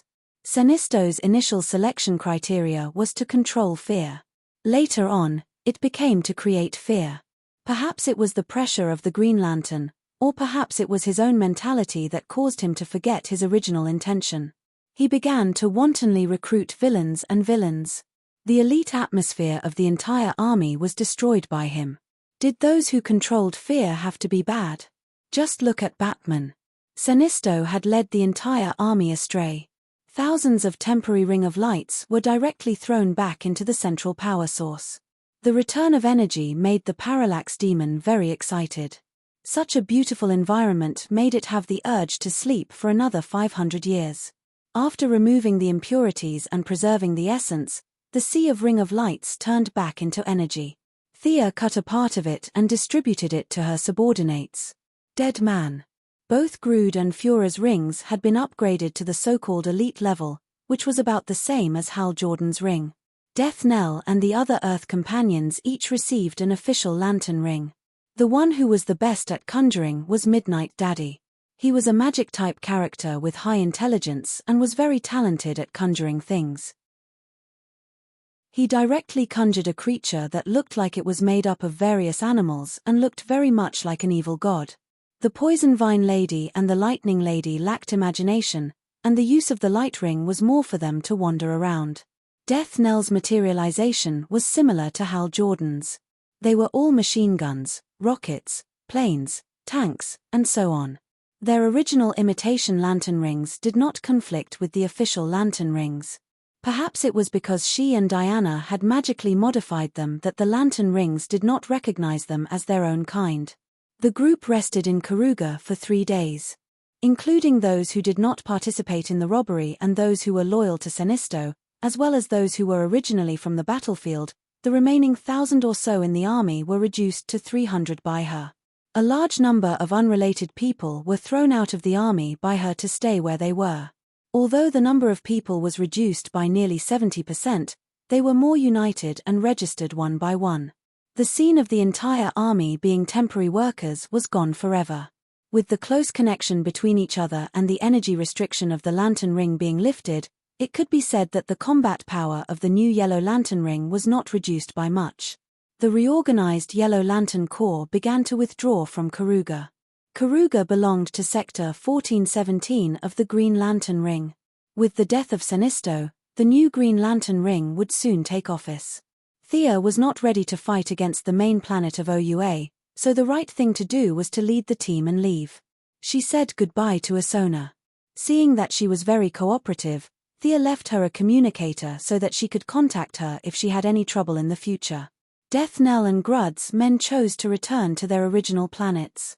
Thea began to consider the new base of the Yellow Lantern Corps. It was definitely not suitable to bring them all to Earth. Many people here were wild and difficult to tame, and there was no way to control them on Earth. The only way was to make use of their strengths and gain benefits for herself. What could these people do? They were all big and burly, and there was no way they could help the old and the young. It was even more impossible for a group of people who only had muscles for brains to do some technical research. Referring to the red light and orange light conventions, it was a good idea to find an area and dominate it.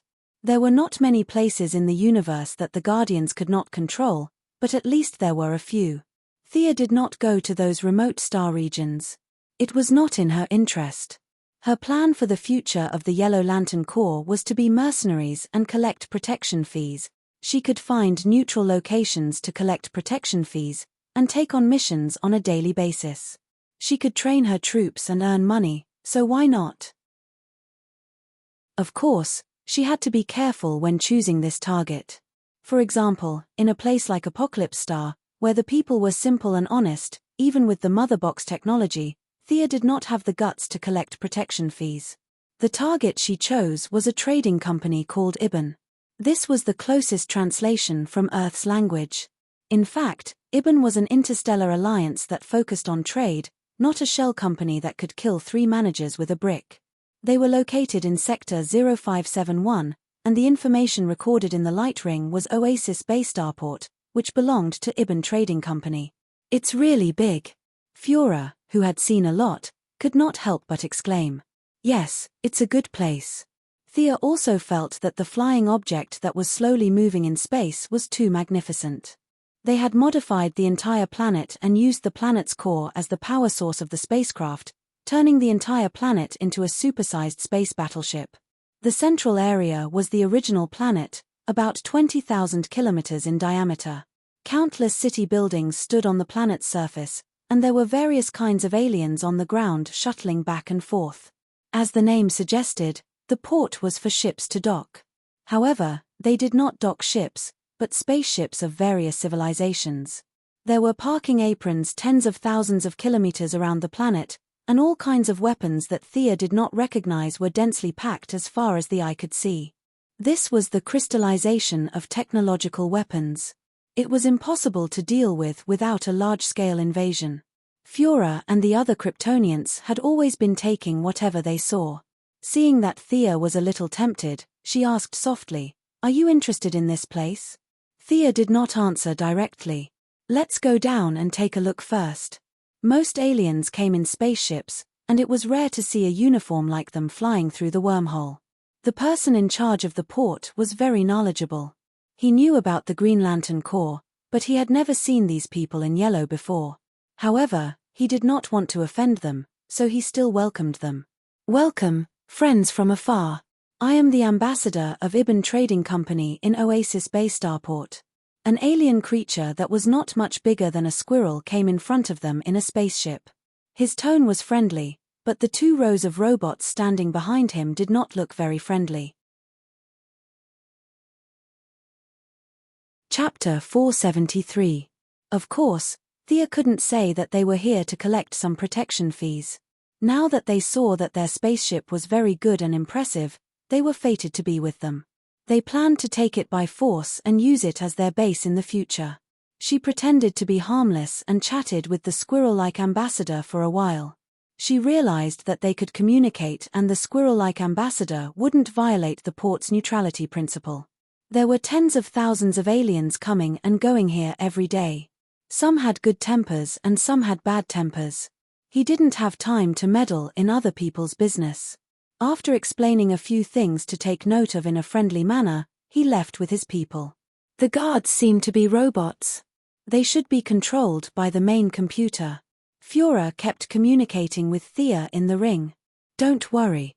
Arrange our people, Jared." Thea threw a banana at the head of the gorilla who was looking around. "Understand their organization structure. Control them from the bottom. Be careful and don't make any mistakes. Let the dead cooperate with you. Death Knell, you lead." Sia sized up Poison Vine Lady, Daddy Midnight, and Lightning Lady. These 3 people's combat power would be affected in the space environment, especially Poison Vine Lady. After leaving the plant and walking in space, she was already sweating profusely. "You take Electric Lady and the Yellow Lantern Corps to develop your connections here. Poison Ivy and I will return to Earth. Midnight, I want to take a look here and continue my old profession. I opened a small bar to inquire about news from both the black and white sides. Also, I can find a lot of magic equipment here." Old Man Midnight spoke first. The corpses that had exploded in the mud were pieced together by him. This unknown voodoo sorcerer insisted that the alien corpses could respond to his psychic arts and were of great research value. Thea thought for a while. It was not impossible. Now that her subordinates had the Yellow Lantern rings, it would be easy for them to return to Earth. Earth's magic world had regressed by 30 years because of her. It was useless to leave Midnight on Earth. "Okay, we have a lot of universal currency in our hands. We can take the money from Fiora to buy land and various facilities." No matter if it was General Zod or Sinisto, they were both rich people. Thea had ransacked their collections. Even by the standards of the universe, she was not poor. She wanted to slowly take control of the entire army. The entire process required both coercion and enticement. As long as she occupied this lucrative port and this trade alliance, loyalty and cohesion would naturally come. Investigate their main control computer. Brainiac is still a threat, so they won't develop artificial intelligence. At most, they'll use artificial intelligence. They'll create a few robot rebellions, and will help him solve the problem. After that, we'll be able to turn the tables. A few of his confidants knew about Gideon and nodded. Everyone split up. None of them were 1 or 2 years old, so they didn't need Thea to guide them step by step. The few people from Earth got rid of their initial fear and found that these aliens were not a big deal. Thea strolled around. Although it was called a port, it was actually a planet. With her supervision, she scanned the surroundings. There were very few residents here. The city was filled with various types of interstellar hunters, robbers, and mercenaries. There was no production of food or machinery.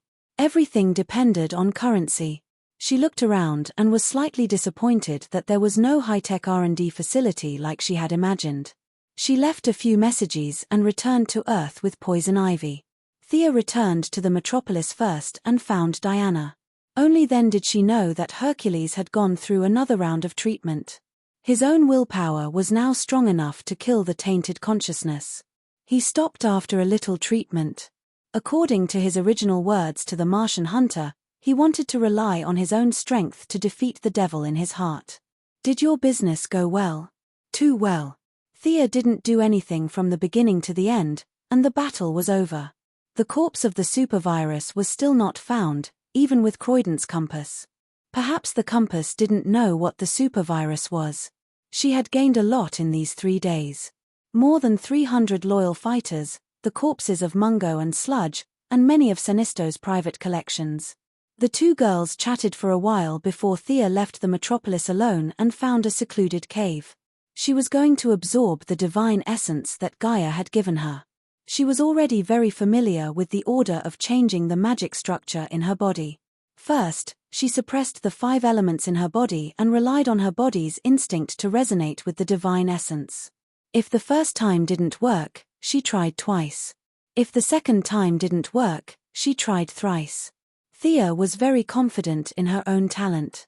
To a certain extent, as the wielder of the sacred sword, she also represented the wishes of the people. The power of the people's hearts would help her increase her chances of success. Sure enough, after 3 tries, her body and the divine power had completely merged. Thea looked carefully and found that it was the earth element magic that she urgently needed. Earth, fire, water, wind, light, and dark, the 6 elements began to form a small cycle in her body. The remaining divine power of Gaia was completely absorbed by her and turned into magic. The cycle in her body began to cycle endlessly. Thanks to the purity and thickness of Gaia's divine power, her overall magic level rapidly increased. Halfway through, she pulled out the sacred sword and underwent a heroic spirit transformation. Her body was scattered and reassembled, and during this process, many remnants of Gaia's divine power were expelled. Thea's method was simple and crude. She reduced the divine power to magic and then broke it down and reassembled it. Whatever was not suitable for her body was discarded regardless of whether it was good or bad. It was only 2 days later that she finished absorbing the magic. She carefully felt the vigorous and resilient magic in her body. This wasn't an external object like the lantern ring. The power in her body was now the purest magic in her body.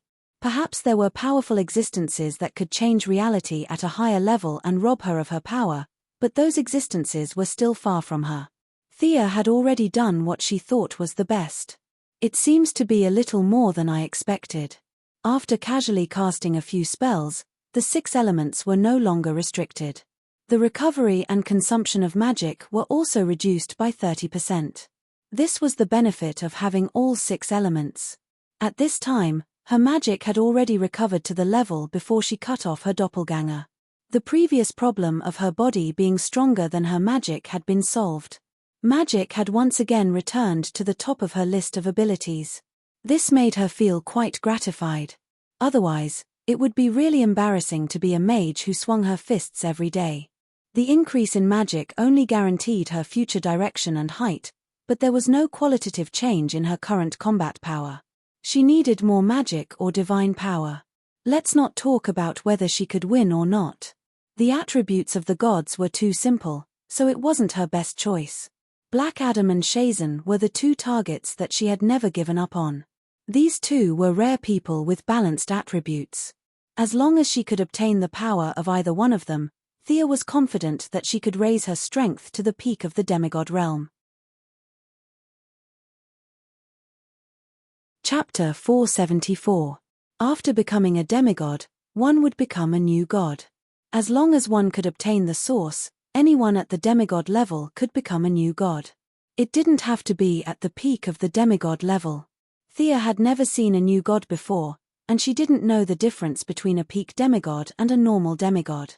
She could only assume that being at the peak of the demigod level would result in greater achievements in the future. How to obtain the source had troubled her for a long time. If she didn't want to go to the new planet of creation, Revelation Star, and beg the Heavenly Father and Darkseid to accept her, then she could only look for the wild source. Zeus had been searching for it for thousands of years, and Thea's luck couldn't possibly be that good.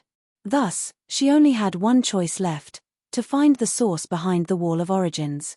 At first, she wanted to master the 7 emotions, evolve into a white lamp, and enter the Wall of Origins.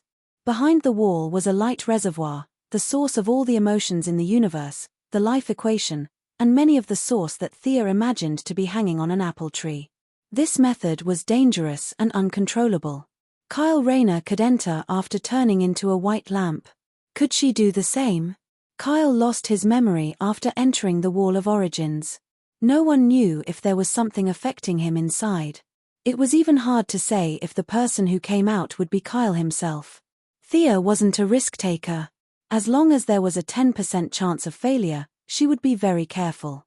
Fortunately, another method appeared not long after. With the help of the Holy Sword and her new talent, she could use the Holy Sword to communicate with the masses. By paying a huge amount of willpower, she might be able to change the rules and lure the source out from behind the wall. Many grains of sand made a tower, and many a little made a mickle. Eventually, the impossible became possible. This method seemed much safer than banging her head against the wall. Of course, the premise was that Sia had to do a lot of things related to order.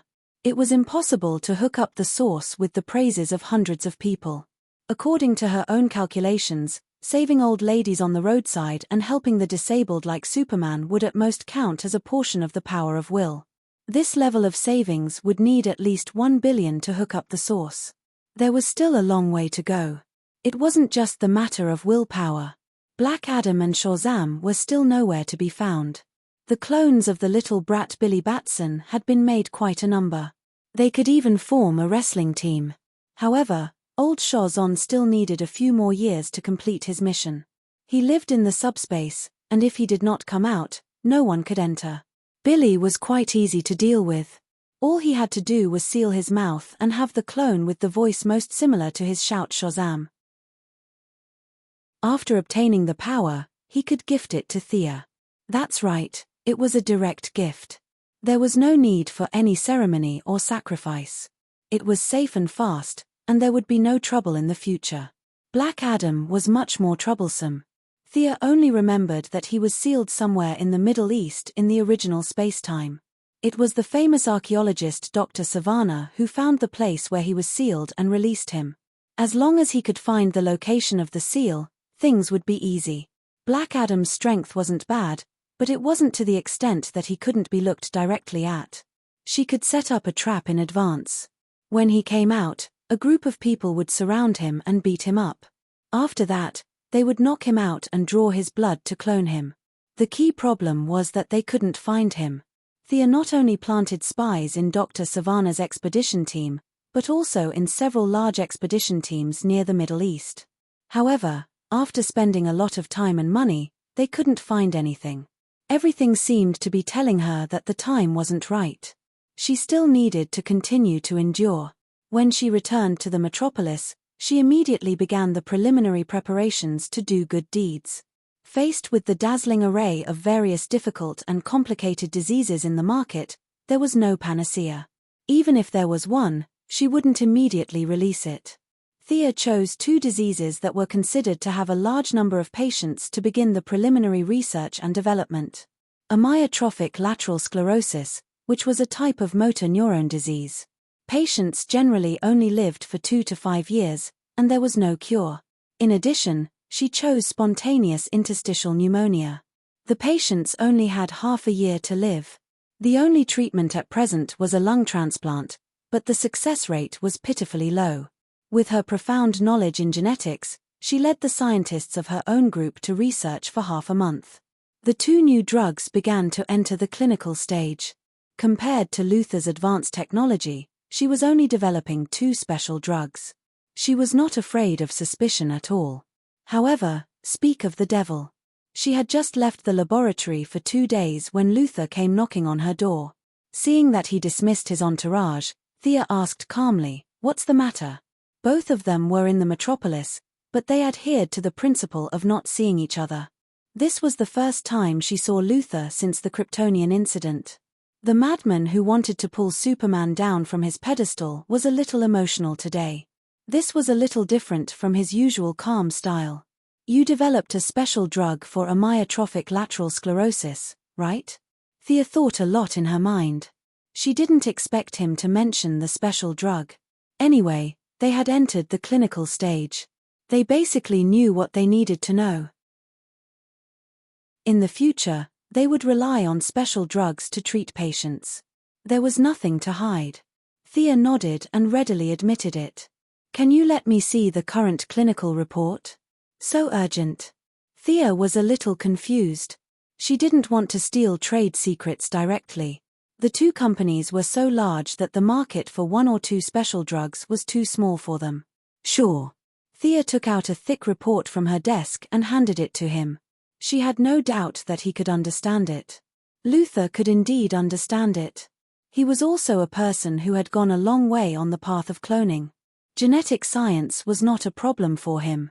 However, Thea relied on the knowledge of the entire universe and the Kryptonians. He had to rely on self-study, so there would definitely be blind spots that he missed. He read the first few pages of the disease introduction very quickly. He only paid attention to the treatment process and results later. Thea was busy with her work. Luther could read freely. However, it was impossible for Thea to serve him tea and give up her seat. The room was extremely quiet. Only the rustling of Thea's writing and the rustling of Luther's paper could be heard. "My sister has the same disease." Luther finished reading the report and let out a long sigh. He seemed to be talking to himself. "Lena Luther." Thea was a little surprised. The well-behaved little girl was still holding the shares of her new company. They hadn't seen each other for a long time. "Yes, it's been a year. I also want to develop a new drug, but I haven't been sure." "Your drug? Are you sure there won't be any side effects?" Thea smiled. "It's rare to see you so worried." "Of course, I have my own confidence. You've seen the experiment report. I don't need to explain too much to you." Luther suppressed his excitement and said good 3 times in a row. He didn't talk nonsense and directly opened the door to leave Quinn Merlin Group. Chapter 475. Thea did not intend to use such a special drug to suppress Luther. She was going to gain fame anyway, so it did not matter who she gave it to. Her bottom line was not so low as to let the little girl suffer and wait for death while she used a few pills as a bargaining chip. The clinical trial was progressing very quickly. She had a lot of follow-up plans, so she did not want to spend too much time on it. She ordered several departments to speed up production. Luther had seen the composition of the medicine, but he did not dare to give it to his sister directly. He also hoped to see her special drug on the market. Many patients were treated as guinea pigs. He had to wait and see for a while. The more patients there were, the more confidence he would have. Quinn Group's public relations was focused on the new product, and Luther was quietly pushing it from behind. The 2 of them worked together, and the various procedures were completed very quickly. Countless social elites helped the government to promote the magic of the 2 special drugs. The president urgently sought help from his staff. He almost thought that the whole country had contracted these 2 diseases. He was relieved to know that only a few people had contracted these diseases. He had to give face to the elites from all walks of life. Even if it was a poison, he had to approve it. He skipped the layers of approval and directly signed the approval for the special drug to be on the market. It was a terminal illness in modern medicine, but it was not a big deal in the field of genetics. They only needed to slightly adjust the internal structure of the gene. Thea's special drug had been on the market for a week, and the two diseases had been classified from terminal illnesses to the level of colds and fevers. Seeing that countless patients had been cured without any sequelae or complications, Luther bought a bunch of medicine for his sister. The little girl, who was originally lying in a wheelchair, regained basic mobility after 3 days. She was completely normal after 5 days. The little girl, Lena Luther, did not have as many concerns as her brother. She personally went to thank him. The two of them were very polite and complimented each other. Because of their opposing sides, they did not talk too much. However, from Lena's words, Thea could tell that Luther had made progress in his research on Doomsday. As for Supergirl's uncle, Norn, and the other 3 Kryptonian elites, they had all been killed by Luther. As a result of the battle of wits between the simple Kryptonians and the Earthlings, they had offered up their bodies and all their knowledge. It took Luther a lot of time to digest this gift. Now that the seed had been planted, all that was left was to water it and wait. With the corpses of the Kryptonians and the genetic technology that he had pieced together, it was not difficult to develop the remaining Doomsday genes on his own. After all, this was the super biochemical weapon that the Kryptonian scientists had developed based on their own bodies. The characteristic of the biochemical weapon was that it could be spread widely, and its structure was not difficult to construct. With Luther's intelligence, he could easily discover the huge opportunity of breeding in the Kryptonian cells. In this time and space, there was no pseudo-artificial intelligence on the Kryptonian spaceship to remind him. He probably did not know the name Doomsday, but it was enough to know that this biochemical weapon could harm Superman. Unlike in the movies, the military was also busy researching the Kryptonian genes. They did not have Luther's high intelligence, but they had the geographical advantage. When General Zod's spaceship was broken into 3 pieces, they collected the wreckage and reverse-engineered it. Coupled with the little information left in the spaceship, they managed to achieve some initial results by relying on the strength of numbers. What surprised Thea even more was that the military had forcibly conscripted the mad scientist, Dr. Avio. Without caring about the cost, they had started Project Demogon. A large amount of manpower and material resources had been poured into this project.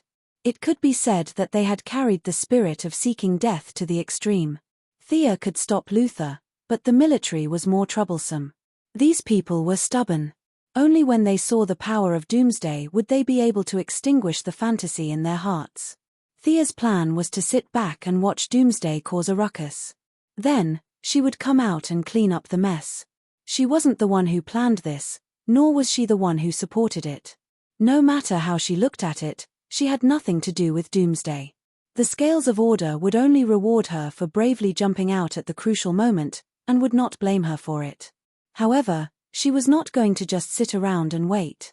Some basic preparations still had to be done. She had collected a lot of kryptonite in the early stages. It was more than enough to make a few weapons. However, she did not completely trust her memory. Reality had changed too much. If she did things according to her fixed thinking, it would be troublesome. She began to carefully study Doomsday's cells. She had done so several times. She could not understand why Doomsday, who resembled the holy warrior of the DC world, could not use the same move twice. It should be known that Doomsday was able to withstand Darkseid's Omega Ray in the later stages.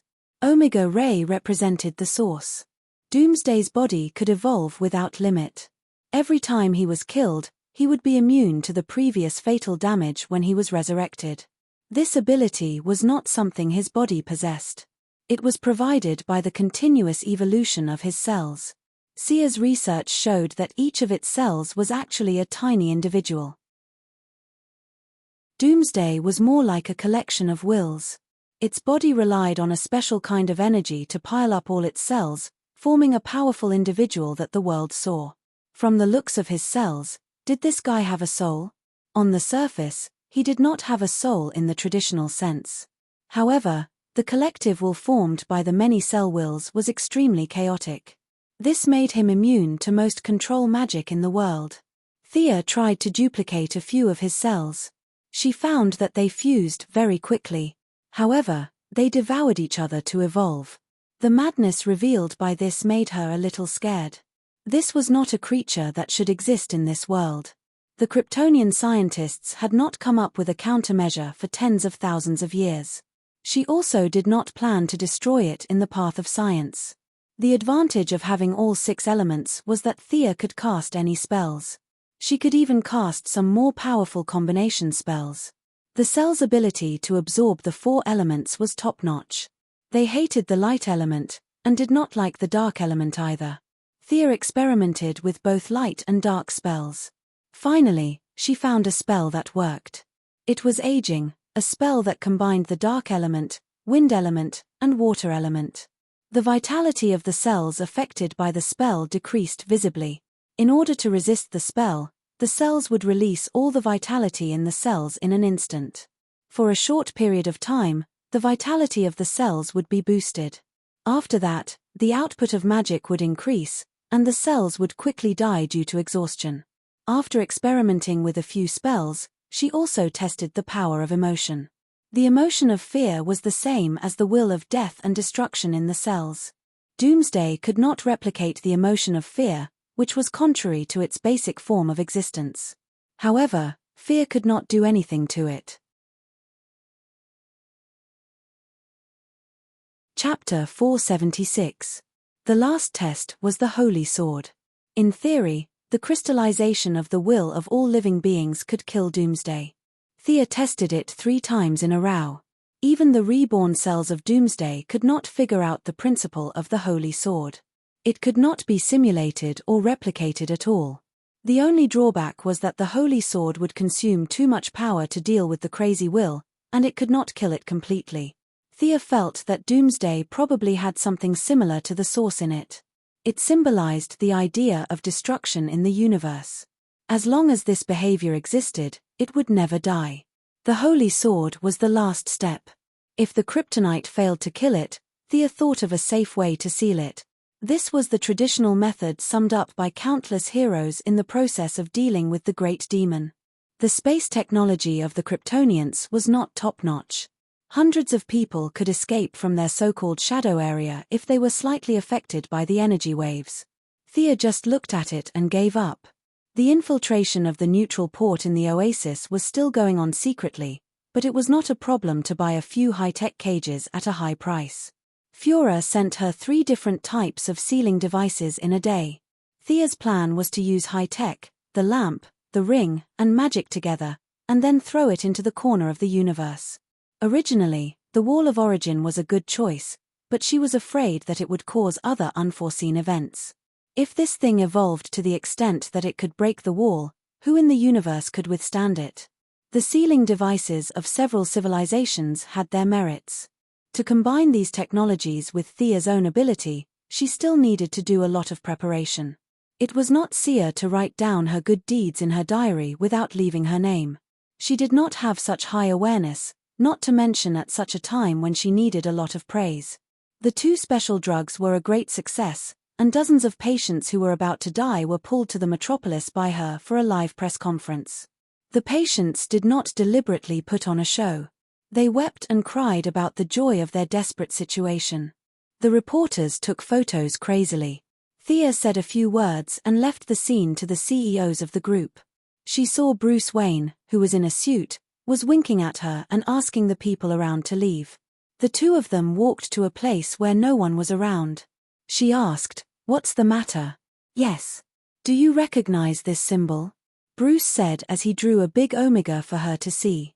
"Omega? Aren't you asking the obvious?" Thea had a vague guess. Bruce thought about the language again and again. "I have this symbol in my mind and a memory that I have personally experienced but have no recollection of." At first, he could not express himself clearly in English, so he had to switch a few languages before he finally managed to express his feelings. He felt that it might be something from the mystical realm that was affecting him, and that was why he went to the metropolis today. However, Thea knew that it was the flash from some unknown point in time that reminded Batman of some time and space. But in the original time and space, it was because of the battle of superhumans. Now in this time and space, the differences between the 2 still existed. It was still very big, but it was definitely not to the point of tearing each other apart. So what did the Flash come back to remind him of? She didn't know the answer to that question, and neither did Batman. She deliberated over her words. There was no need to tell him the whole story, but a simple introduction was still fine. I can't explain the different life trajectories you mentioned. It's beyond my ability. But this symbol, if you're not here to test me on the Greek alphabet, then I probably know something about it. Thea's words were very vague, but Bruce's attention was still drawn to her. Do you still remember the guy in the green tights during the battle at Seaside City? I've done my research. Hal Jordan used to belong to Ferris Aerospace. He was an excellent test pilot, Bruce said without hesitation. Yes, but he has a new boss now. He now belongs to the universe's police force, the Green Lantern Corps. He's in charge of this area of Earth. What I want to talk about is his new employer. They are the oldest race in the universe, and now they call themselves the Guardians. You know, I'm the Yellow Lantern. I used to be close to the Green Lanterns. Bruce wanted to say, what the hell do I know? But when it came to such secret knowledge, talking about the universe and ancient races at the drop of a hat sounded very impressive. Like a detective, he listened attentively and nodded against his will. In the records of the Guardians, before them, there was a group of people outside this world. They called themselves the New Gods. They lived in an untouchable place. Because of their ideals, personalities, and other reasons, the New Gods split into two. One was the righteous father, and the other was the evil dark seed. In fact, Thea didn't want to use such a superficial division of good and evil, but she couldn't reveal too many details. Why was he so familiar with an untouchable place? If Bruce asked, she wouldn't be able to answer. She could only use a hearsay to distinguish between the father and Uncle D.A. Bruce also had his own values, and he felt that her hasty division of good and evil was a little arbitrary. But considering that Thea was most likely repeating the records of her predecessors, he didn't say anything. The Omega symbol you described represents the evil lord, Darkseid. Thea spread her hands, indicating that she only knew that much. Bruce nodded. Thea didn't explain in detail, but his doubts were finally answered. If he was asked what his relationship with Darkseid was, he would say that he had nothing to do with it. The two of them had nothing to do with each other. Bruce was protecting his own land, and Darkseid was spreading evil across the universe. These things were completely unrelated. If it weren't for the war with Darkseid, Thea would have had the same thoughts as him. They were on completely different levels. Earth was no different from an ant in Uncle D.A.'s eyes. Who knew what was wrong with him to invade Earth? Bruce felt that it was not a bad guy from Earth who did this to him, so he was much more relieved. The only questions he had were buried in his heart, waiting for the truth to be discovered in the future. The two of them chatted for a while and said goodbye to each other. Thea's life returned to normal. On the surface, she was still working on solving the incurable diseases of mankind. In the past, this would have been a big deal. But now, whether it was Luther's Cadmus project or the military's Yamatron project, they were attracting the attention of people with ulterior motives. A huge amount of money and technology had been thrown into the water. The big shots were on tenterhooks every day. They hoped that they would produce results, but they were also afraid of a devastating disaster. Eldest Mrs. Action's of researching a special medicine when she had nothing better to do was really not within their scope of concern. The few of them only paid attention to it verbally and lightly brushed it aside. Chapter 477. After probing twice, she found that everything was calm and there was no response from the higher-ups. Sia directly announced a new treatment plan for cancer. Together with her new medical cabin, as long as the patient was not dying, the cancer cells would be completely killed in one day at most. It was a worldwide shock. There was no doubt that the Nobel Prize in Medicine would belong to her. Her name had already entered some medical textbooks, and patients all over the world who were suffering from terminal diseases saw hope. In a short time, a huge amount of willpower entered the balance of order.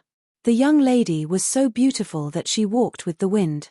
She and Diana learned from each other all day long and suppressed each other for the first time, achieving a glorious result of both career and love. She relied on her own technology to gain great popularity, and the Quinn Merlin Group also rose. More than a dozen scientists in the medical department did not sleep every day to compare experimental reports, for fear of mistakes. Many young people also came to apply for jobs. It was fine if the pay was low, but they wanted to add the name of the Quinn Group to their resume. Scholars and scientists from all over the world came to visit. The Quinn Group set up a reception department of hundreds of people to deal with learning discussions and exchange experiences from all walks of life. Compared to Luther, who hid underground every day to do his experiments, Thea's reputation suddenly reached the level of Buddha. She did not slack off and gave speeches everywhere to increase her reputation. Even the medical staff who lost their jobs because of her medical cabin did not dare to publicly scold her now. Her reputation was too high. At this time, Thea was in the Buckingham Palace in England. She was interviewed by The Times and said the content hundreds of times. She changed a few words and said it once with emotion to complete the task. After the interview, Thea also met the Queen of England. The old lady looked very kind, holding her hand and chatting. The old lady did not know that she was lucky. If this was still a feudal society, the young lady would have pulled out the sword of victory and pledge and asked to inherit the throne of England. Thea casually said a few words and then left. She did not go straight home, but went to Diana's new apartment. "What's wrong? Something on your mind?" Diana was not in the mood tonight. The two of them were only wearing pajamas. Thea asked in a low voice. "I can't say for sure. I feel uneasy, as if something is about to happen." Thea couldn't guess such a vague and ambiguous thing, so the two could only hug each other to sleep. The matter of the special medicine was about to come to an end, and the path of obtaining the power of will had just begun. In that indescribable ancient country, there was a saying that there were 3 immortals. To establish virtue was to establish morality. To establish virtue was to say something with penetrating insight. Neither of these two were suitable for today's utilitarian era, but to establish merit was feasible. In fact, the starting point of Luther and the military's plan was also related to this. They were either billionaires or high-ranking officials, so they didn't have many pursuits for themselves. This was why they came up with the so-called Cadmus Plan and the Yamadan Plan for the future of humanity. The starting point was good, but their actions were too self-centered, and they didn't really put the welfare of the ordinary people first. They never considered what ordinary people lacked. Instead, they considered what they should give to ordinary people. This so-called democratic system was, in fact, an elite system for the minority. Thea herself was also a beneficiary of this system. She didn't have the sentiments of those great sages who claimed to change certain realities. She could only do what she could to make the lives of ordinary people better. Physical illness was the first step, and cultural dissemination was the second step. Ordinary people on Earth were too backward. They didn't care about Darkseid, and many people were unwilling to believe in the existence of aliens. They stubbornly followed their own path of life, working, studying, and living. This was the current situation of ordinary people. Thea hoped that through her own efforts, she could change the minds of ordinary people. Aliens weren't as bad as in the movies. Many alien technology products were very convenient and should be introduced. She even encouraged some scientists to go out instead of cooped up in the laboratory thinking about how to blow up Earth. The road had to be taken step by step. At the very least, some ideas had to be changed. Otherwise, it would be too tiring for her to be the only one leading the way. She couldn't drive a car to work in the morning and take a maglev back home at night. The technological leap wasn't that fast, so she needed some time to adapt. As for the new breakthrough, the scene of Superman and Diana learning the Tamaran language gave her some inspiration. Learn the universal language. General Lane and the others had just taken their seats in the Alien Management Committee when Thea dropped a bombshell and asked them to discuss it. The meeting this time was very important.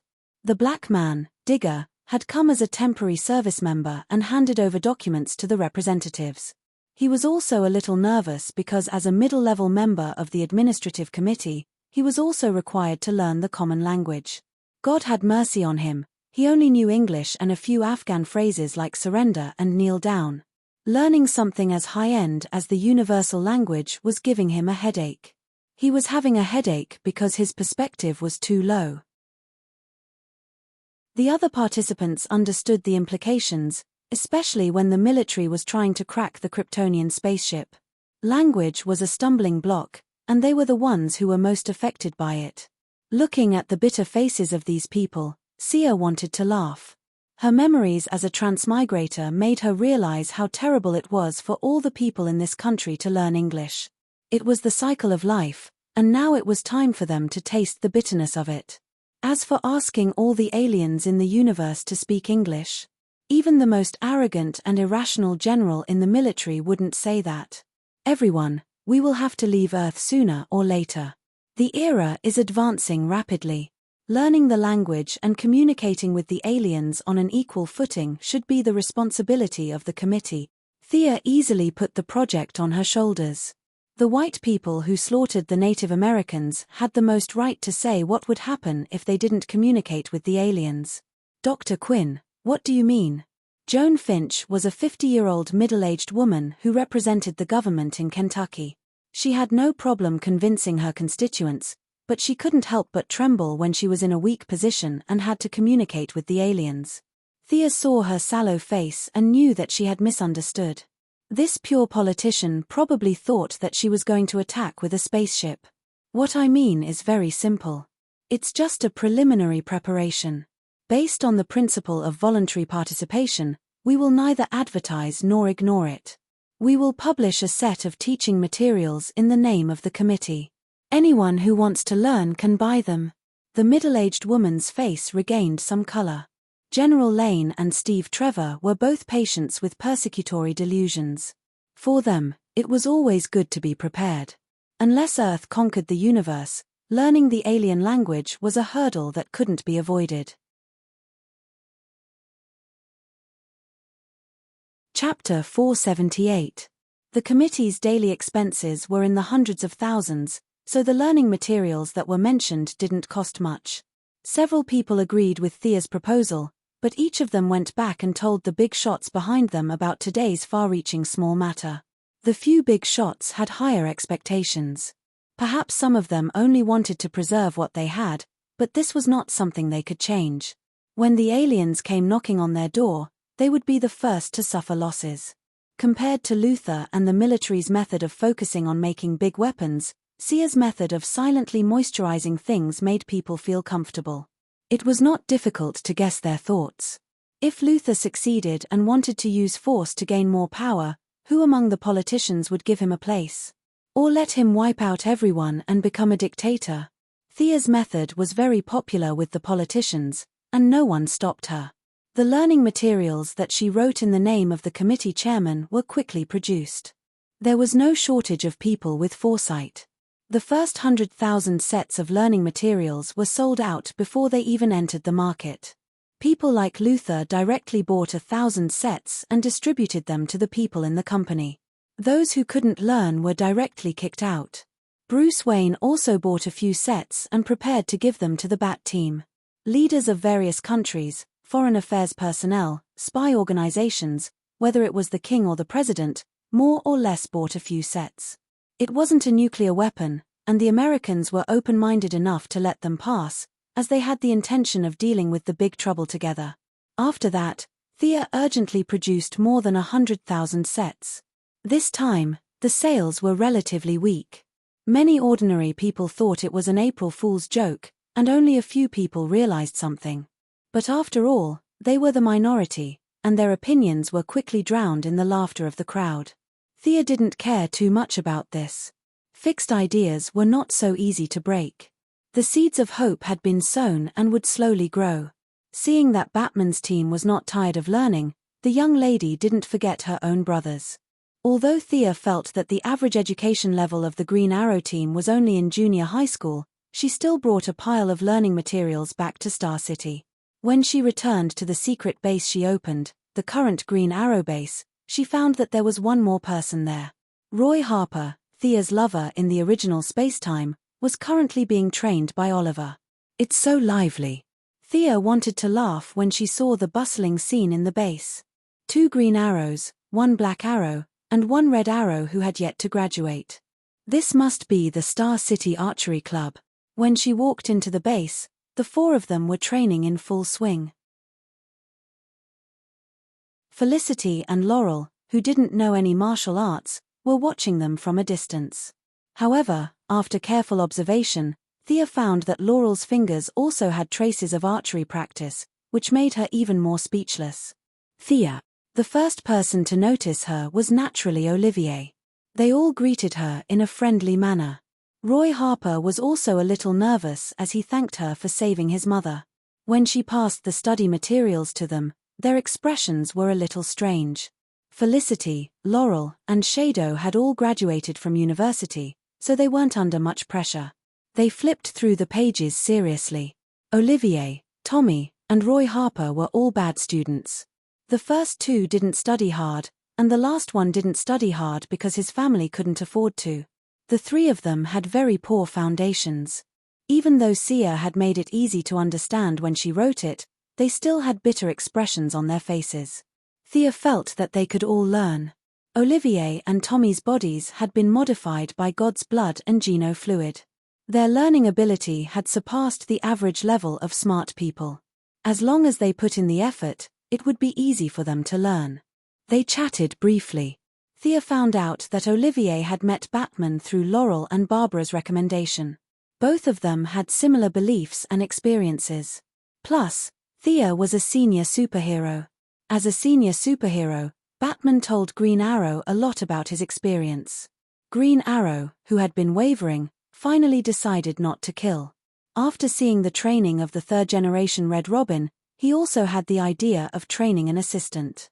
After that, the brave and tenacious Roy Harper came into his sight. After getting the approval of the team, he began to train the young man. Under the relentless attacks of the archery club, the security of Star City had recovered. Olivier even defeated the Death Archer in a one-on-one battle and handed the captive of the Death Archer to Amanda, who came after hearing the news.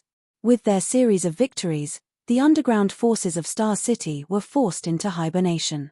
After leaving the Green Arrow team, Thea went to see Moira. Her mother had entered the second year of her second term as the mayor of Star City. The mother and daughter had a few intimate words. Moira had already let go of her daughter. She had flown too far and too high. Do you think my next step should be the Congress or the White House? Moira enjoyed the feeling of power in her hands. She knew that Thea now had great influence. She wanted to hear her daughter's opinion. If Moira had asked this question a few years ago, Thea would definitely have told her to stay in Star City. The outside world was too dangerous. But now that her vision was broadened and her strength had skyrocketed, the threat of the secular world and the universe to her was rapidly decreasing. There were definitely many who were stronger than her, but she was not very afraid. In the past, she thought that even if the sky fell, the tall people would shoulder it.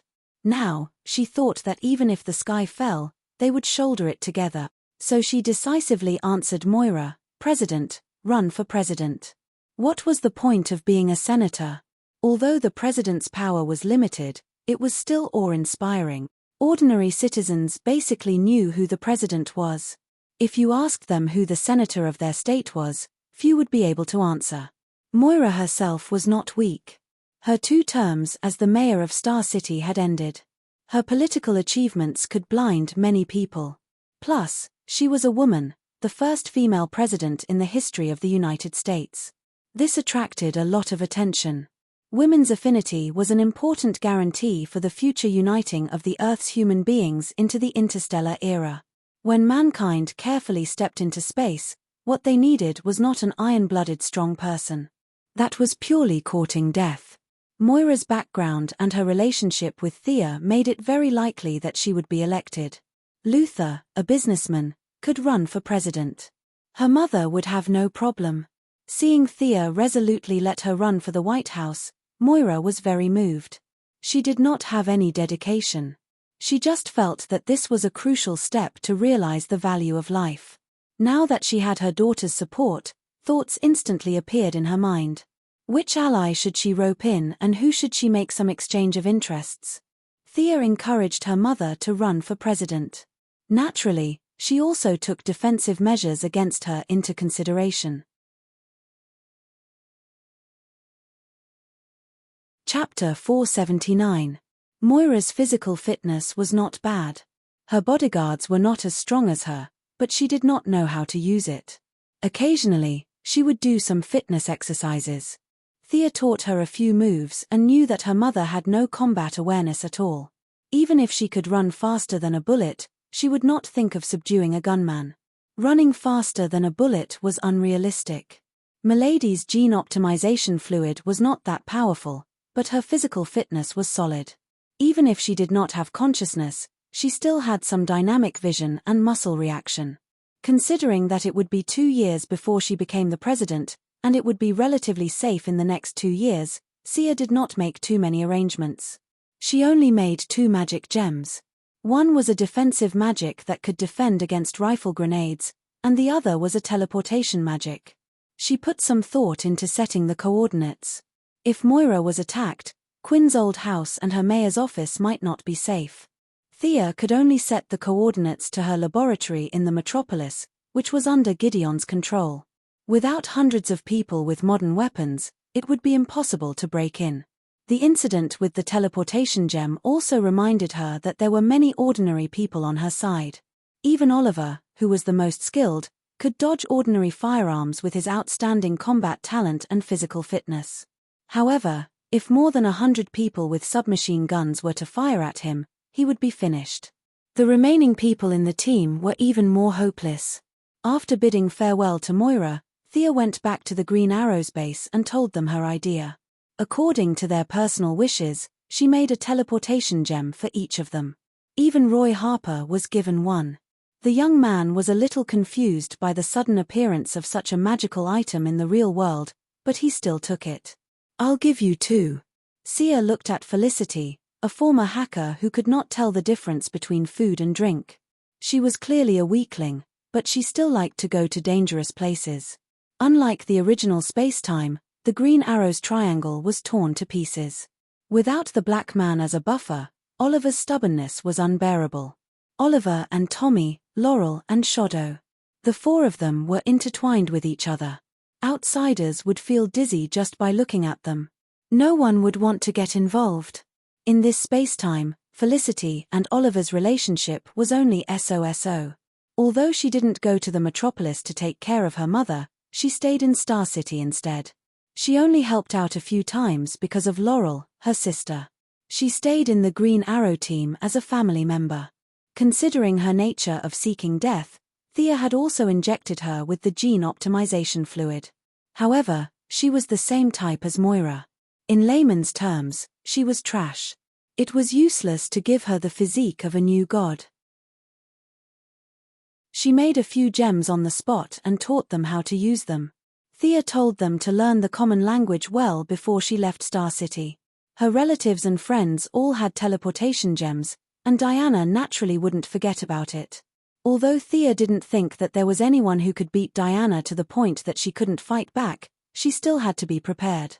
Diana's thoughts were similar to what she had expected. She was about to run away.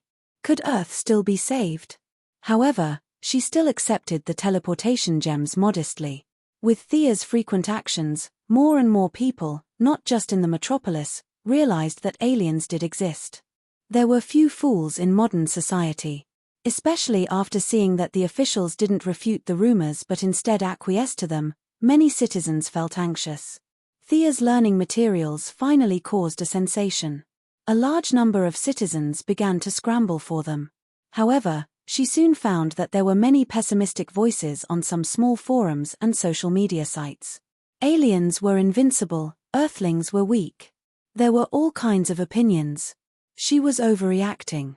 She saw that the power of vow on the order scale had decreased by a small amount. She felt that people's hearts were unpredictable. What should she do?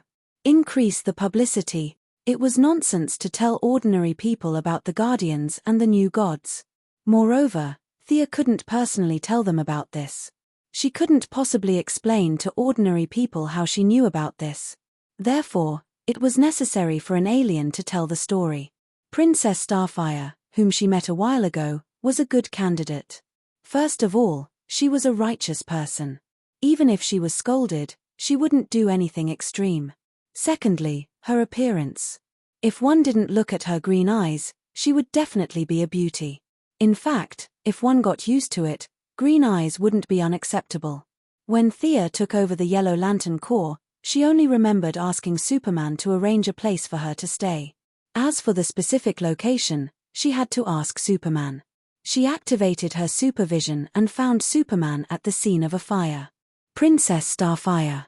Bro Superman scratched his head in response to Thea's question. Why? Did something happen to her? No, but I asked the Martian hunters to take care of her. Superman said vaguely. Huh? Thea was confused. Under her continuous questioning, Bro Superman didn't say anything. Then, she went to look for the Martian hunters. Only then did she know that Superman's Louise was jealous of Hai Sheng Bo. In order to not cause any conflicts in the family, she could only throw the beautiful Princess Starfire to the Martian hunters. After asking for the address, Thea went to Starfire's apartment.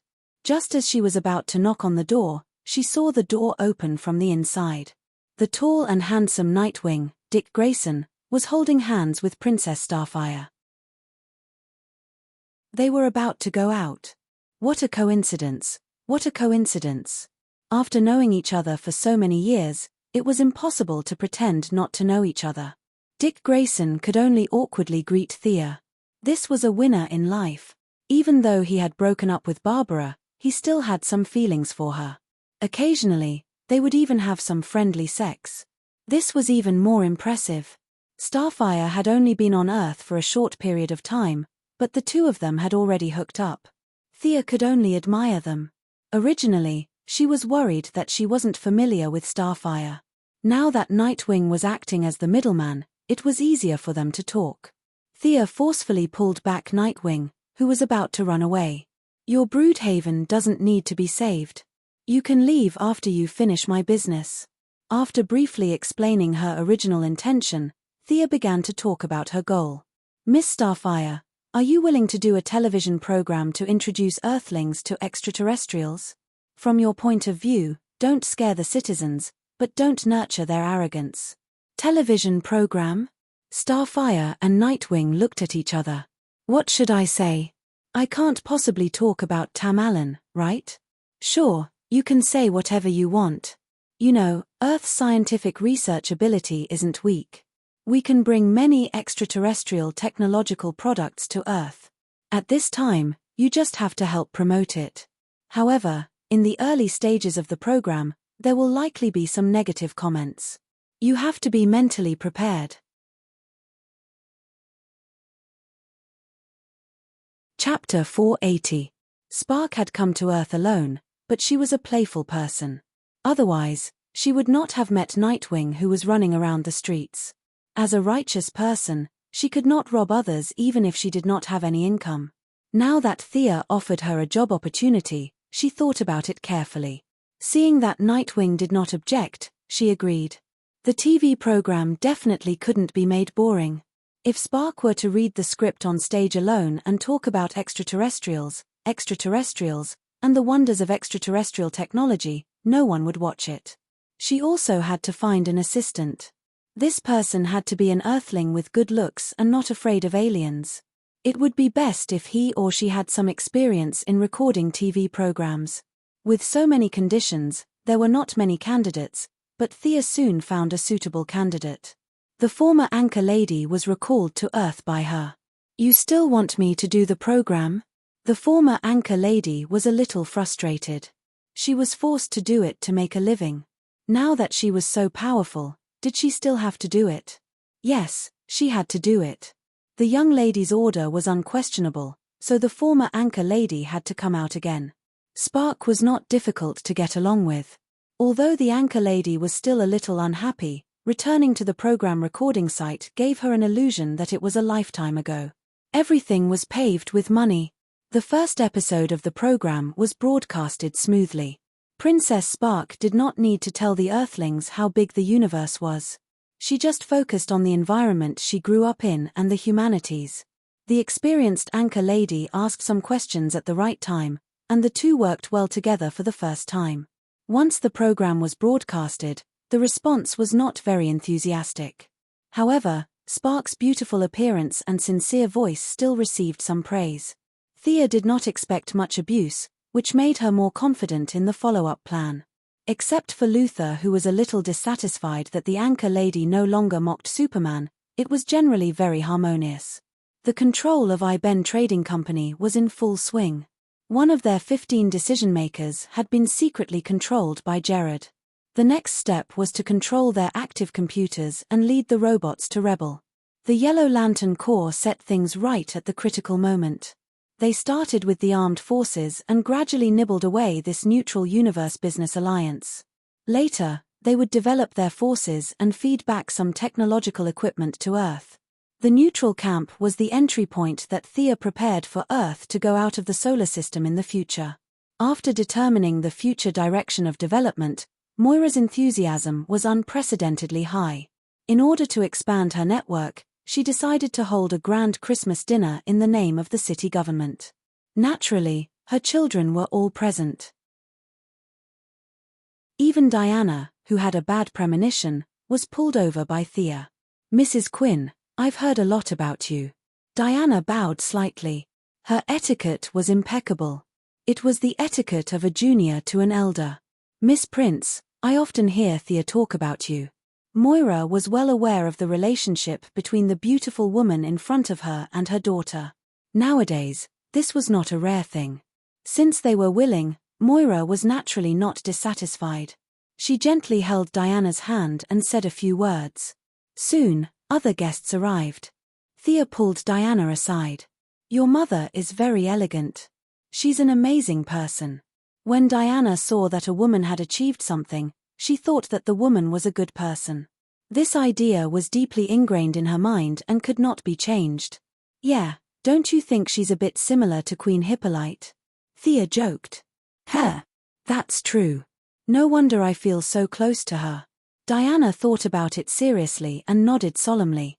Thea was amused. These women in power had the same basic characteristics. As if to prove her point, another middle-aged woman chatted with Moira. It was Lex Luthor's mother, Thea Luthor. She had brought her daughter, Lena Luthor, to the dinner party. Not long after, Oliver brought Shado and Tommy brought Laurel to the venue. Moira's ambition was not small this time. She had mobilized all her connections, and with Sia's timely help, there were a lot of politicians on the scene. The vice president, members of Congress, several ministers, and many socialites who had received the invitation were all present. The safety of the politicians could not be neglected.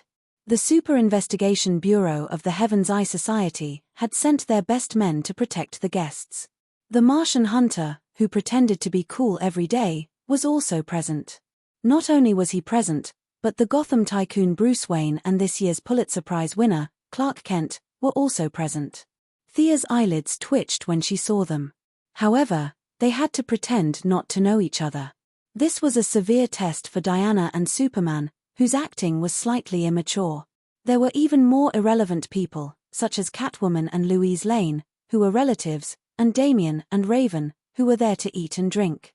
Thea even saw Spark and Nightwing whispering to each other, which made Barbara, who came with her father, unhappy. Barry Allen, who did not have much combat power, Felicity, a few friends from the Star City Laboratory, Caitlin Snow, her fiancé Ronnie Raymond, and Cisco Ramon were all present. Some of them were Oliver's friends, while others were Thea's friends. With so many young people gathered together, it was quite a lively scene. Seeing Thea sizing up the venue, Diana was a little puzzled. What's wrong? Did something happen? Of course, Thea could not say that with so many heroes with the luck of protagonists gathered together, she would not be surprised if a Darkseid jumped out in the next second. She laughed awkwardly, indicating that she was fine. However, things in the world were always unpredictable. When you thought of something, the good might not necessarily come, but the bad would definitely come. Pretending to walk past casually, Clark Kent whispered to her with his old-fashioned eyes, "There's a group of people 5 miles away, armed with guns. They seem to be coming here. Also, there seems to be a mole in this venue." Thea immediately activated her supervision to observe the interior of the venue. She did not notice it before, but now she realized that some of the staff present had fierce looks and a fierce temperament. Even though they kept their heads down, she could still see that they were up to no good from the corner of her eyes. Following Superman's instructions, he observed the movement 10 miles away. It was indeed a small gang. There were more than 30 people, and they were armed with all kinds of guns. The leader was a tall and strong man. He was discussing something in 2 trucks. They were heading straight for the city hall. Thea heaved a sigh of relief. There was nothing to be afraid of. She did not know the soldiers, but she had seen a picture of the leader. Wasn't that the brick wall who had recently disappeared? The waiters in the venue were Charnaway's men, codenamed White Porcelain, of the Triad. Thea even saw a few men with indescribable Manan characteristics helping in the kitchen. Chapter 481. In addition to a few spies in the venue, their leader, nicknamed White Porcelain, was wearing a wig to cover up her white hair. She was wearing a high-slit cheongsam and was greeting guests at the entrance. Thea felt sorry for them. There were so many heroes here, it would be safer for them to rob the White House.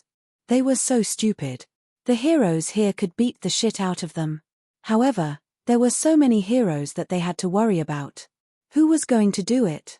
Uncle Ron Jen, can you control their minds? Thea contacted the Martian hunter telepathically. The result was as she expected. The Martian hunter refused without hesitation. I won't use my ability on ordinary people. You deal with it yourself. Thea sighed. Fortunately, Superman was a warm-hearted person and volunteered to deal with the people in the brick wall. They could detect abnormalities with their special abilities. Some of the bodyguards and agents of the politicians also noticed the abnormalities of these people. Agents sounded powerful, but in fact, they were only at a slightly higher level than ordinary people. If they took action first and caused a commotion, they would directly destroy the venue that Moira had carefully prepared. This was something that Thea would not allow. Also, the identities of many superheroes could not be exposed. This made her a little cautious. After whispering to Thea to make a big noise to attract the attention of the agents in the venue, she whispered to Oliver. Charnaway's people are in the venue.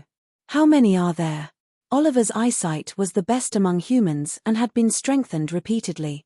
Now that it had reached a higher level, after receiving Thea's warning, he immediately looked at the scene and found a lot of clues. 5. Don't make a scene. The 4 of you and Diana each take one of them nearby and deal with them. Don't disturb Mother. After receiving Thea's signal, Felicity had a conflict with a waiter. After many years of being a vice president, she was full of dignity and scolded the waiter until he apologized repeatedly. Thea directly cast a slow spell on the 5 people in the venue. Time was tight, and they couldn't make any big casting movements, so the power of this spell was reduced to the minimum. It could only make them fall into a trance for a while, but that was enough. They split up. There were still 4 enemies in the kitchen, so Thea left them to Batman's team. Seeing that Batman and the others pretended to go to the toilet and led Nightwing, Barbara, and Catwoman to the kitchen, Thea also found her target. With her face almost frozen from smiling, Chenaway, who was dressed as a greeter, was just about to catch her breath when she saw one of her targets, Thea Quinn, walk past her. Just as she was wondering how much money she could earn from this kidnapping, she saw Thea glance at her nonchalantly. Fear instantly welled up in her heart. Her childhood misfortune, everyone rolling their eyes at her, her youth wandering in a gang, her constant defection to new bosses, and her constant betrayal. She had worked so hard to get to where she was today, but everything seemed to have changed between illusion and reality. All her previous experiences were like a dream. She had walked through her life again. A few subtle changes made her feel like she had fallen into an abyss. She was no longer the leader of the Triad, but a beggar by the roadside waiting for death. She was still hiding under the bridge in the cold wind, a pitiful person waiting for help. This can't be real. This can't be real, she murmured softly, but her voice was so soft that she couldn't even hear it. Her willpower was not bad. Thea nodded slightly. Many ordinary heroes and villains had stronger willpower than those with superpowers. This was the difference between suddenly gaining power and gradually gaining power. However, this was meaningless. She was now using a new application of supervision and fear. It was an allusion to the Taoist's dream of golden millet.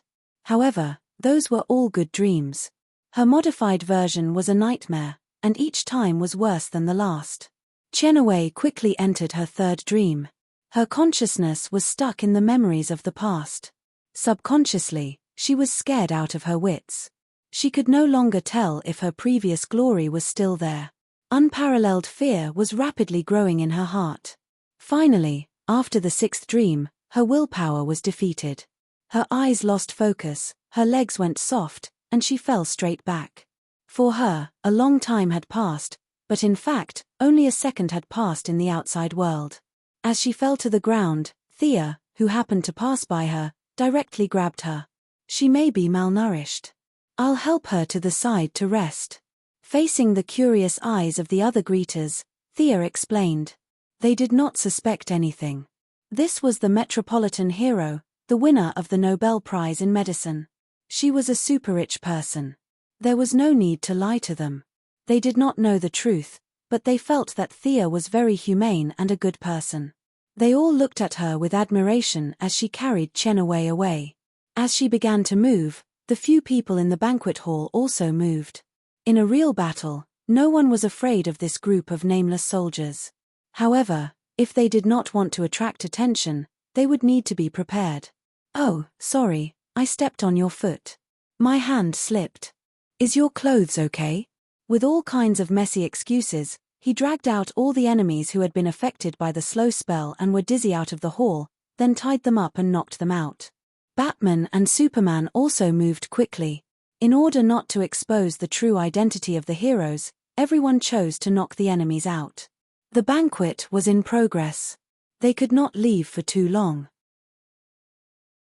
Moreover, with more than 40 people tied together, it was too easy to be discovered.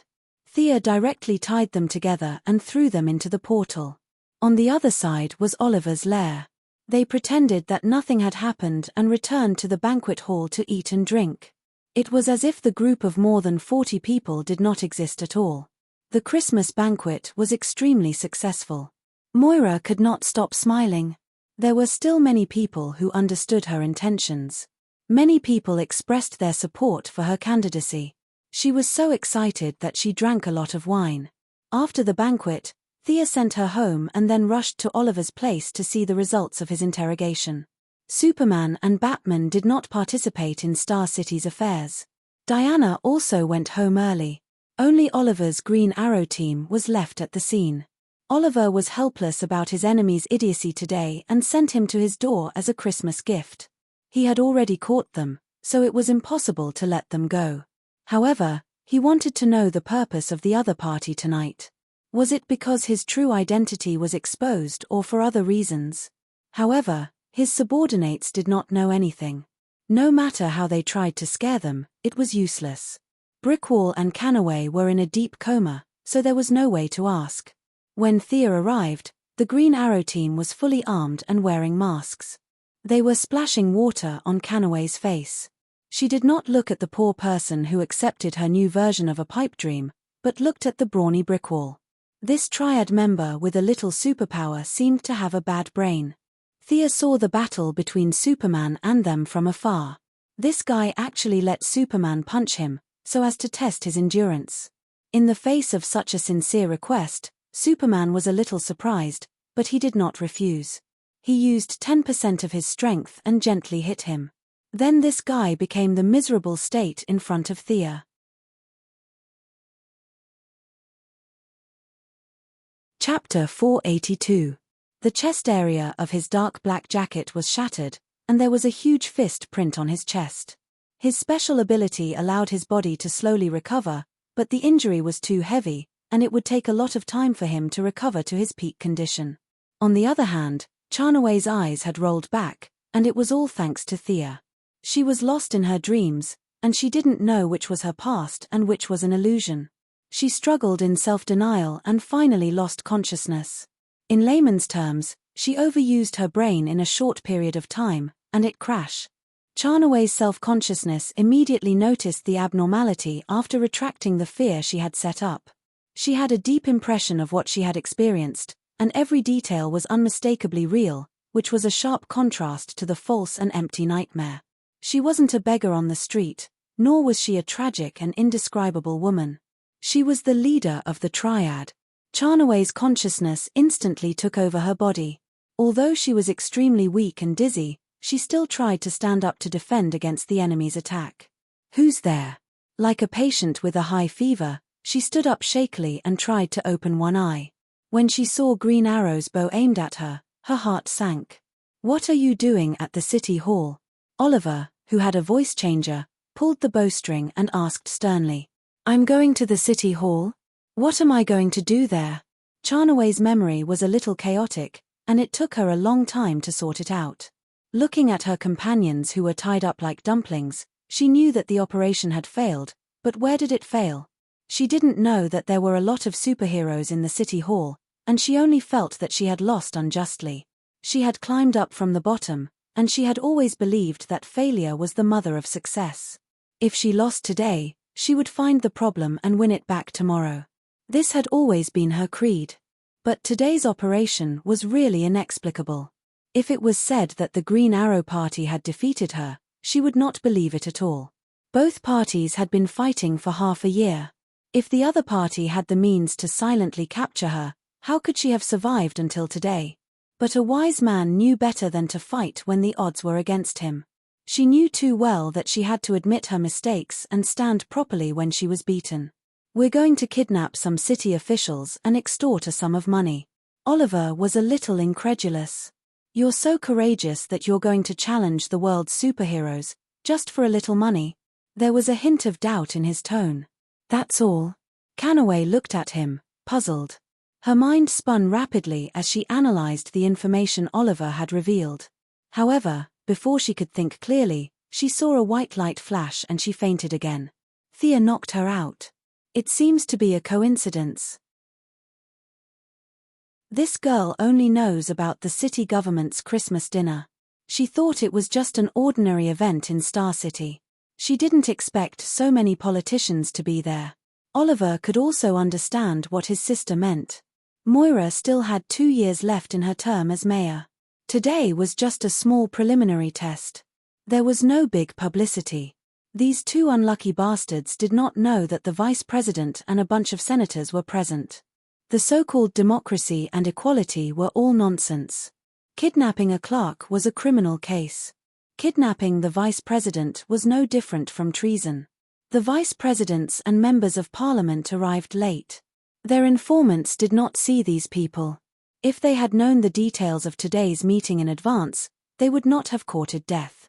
After the farce was over, Oliver was in charge of whether these unlucky guys would be sent to the police or dealt with.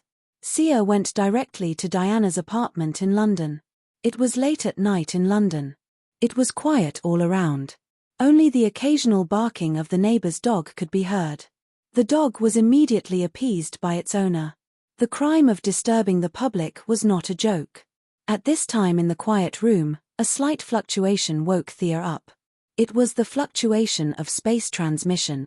Her first reaction was that someone was going to sneak up on her. Then she thought that this movement was not small. The probability of a sneak attack was not high. With her skills, there were not many people on Earth who could defeat her. Besides, Diana was still by her side. Even if Superman came to kill her, she would not be afraid. Diana's reaction was not slow either. The two of them sat up at the same time and looked at the uninvited guest vigilantly. The translucent transmission wave spread out, and a young woman stumbled out. She had short blonde hair and was wearing a shirt, shorts, and a pair of slippers. She held a key tightly in her hand. She looked around in panic. She seemed to sense something and looked at the other side of the bed. 4 bright eyes were staring at her. "Hi, Diana." The young woman did not know Thea. She only felt that the woman's eyes were too sharp, as if she was trying to see through her organs. It was a little funny. How could a human's eyes see through their organs? The sudden arrival of an unfamiliar environment made her very nervous. Fortunately, she soon found a familiar face. She knew Diana. "Zola, why are you in my house? I remember that you went back to your hometown." Diana did know this girl. She was a very kind person and had worked for her foundation for a while. I'm at my family's farm." "Do you know my farm? It's in Virginia." But a strange blue-skinned man came and said that he wanted to protect me. Then we were attacked. He gave me the key, and I'm here." The woman named Zola told Diana the whole story incoherently. She didn't know why she was telling Diana the whole story. She just said it naturally.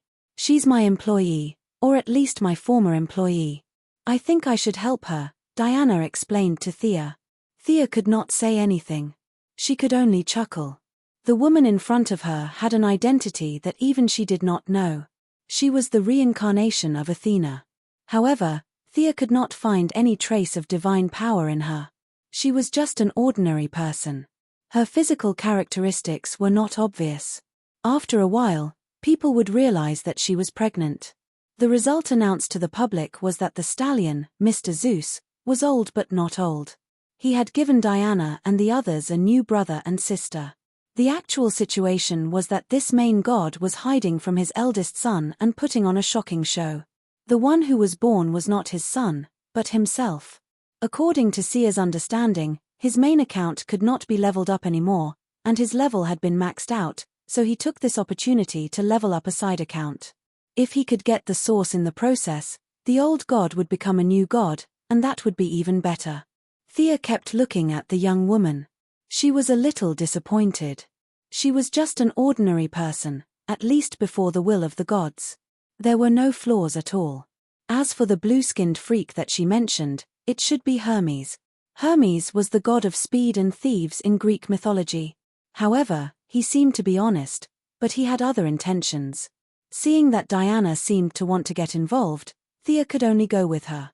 She would meet Ars soon and accidentally kill the god of war in battle. Thea had to stop her.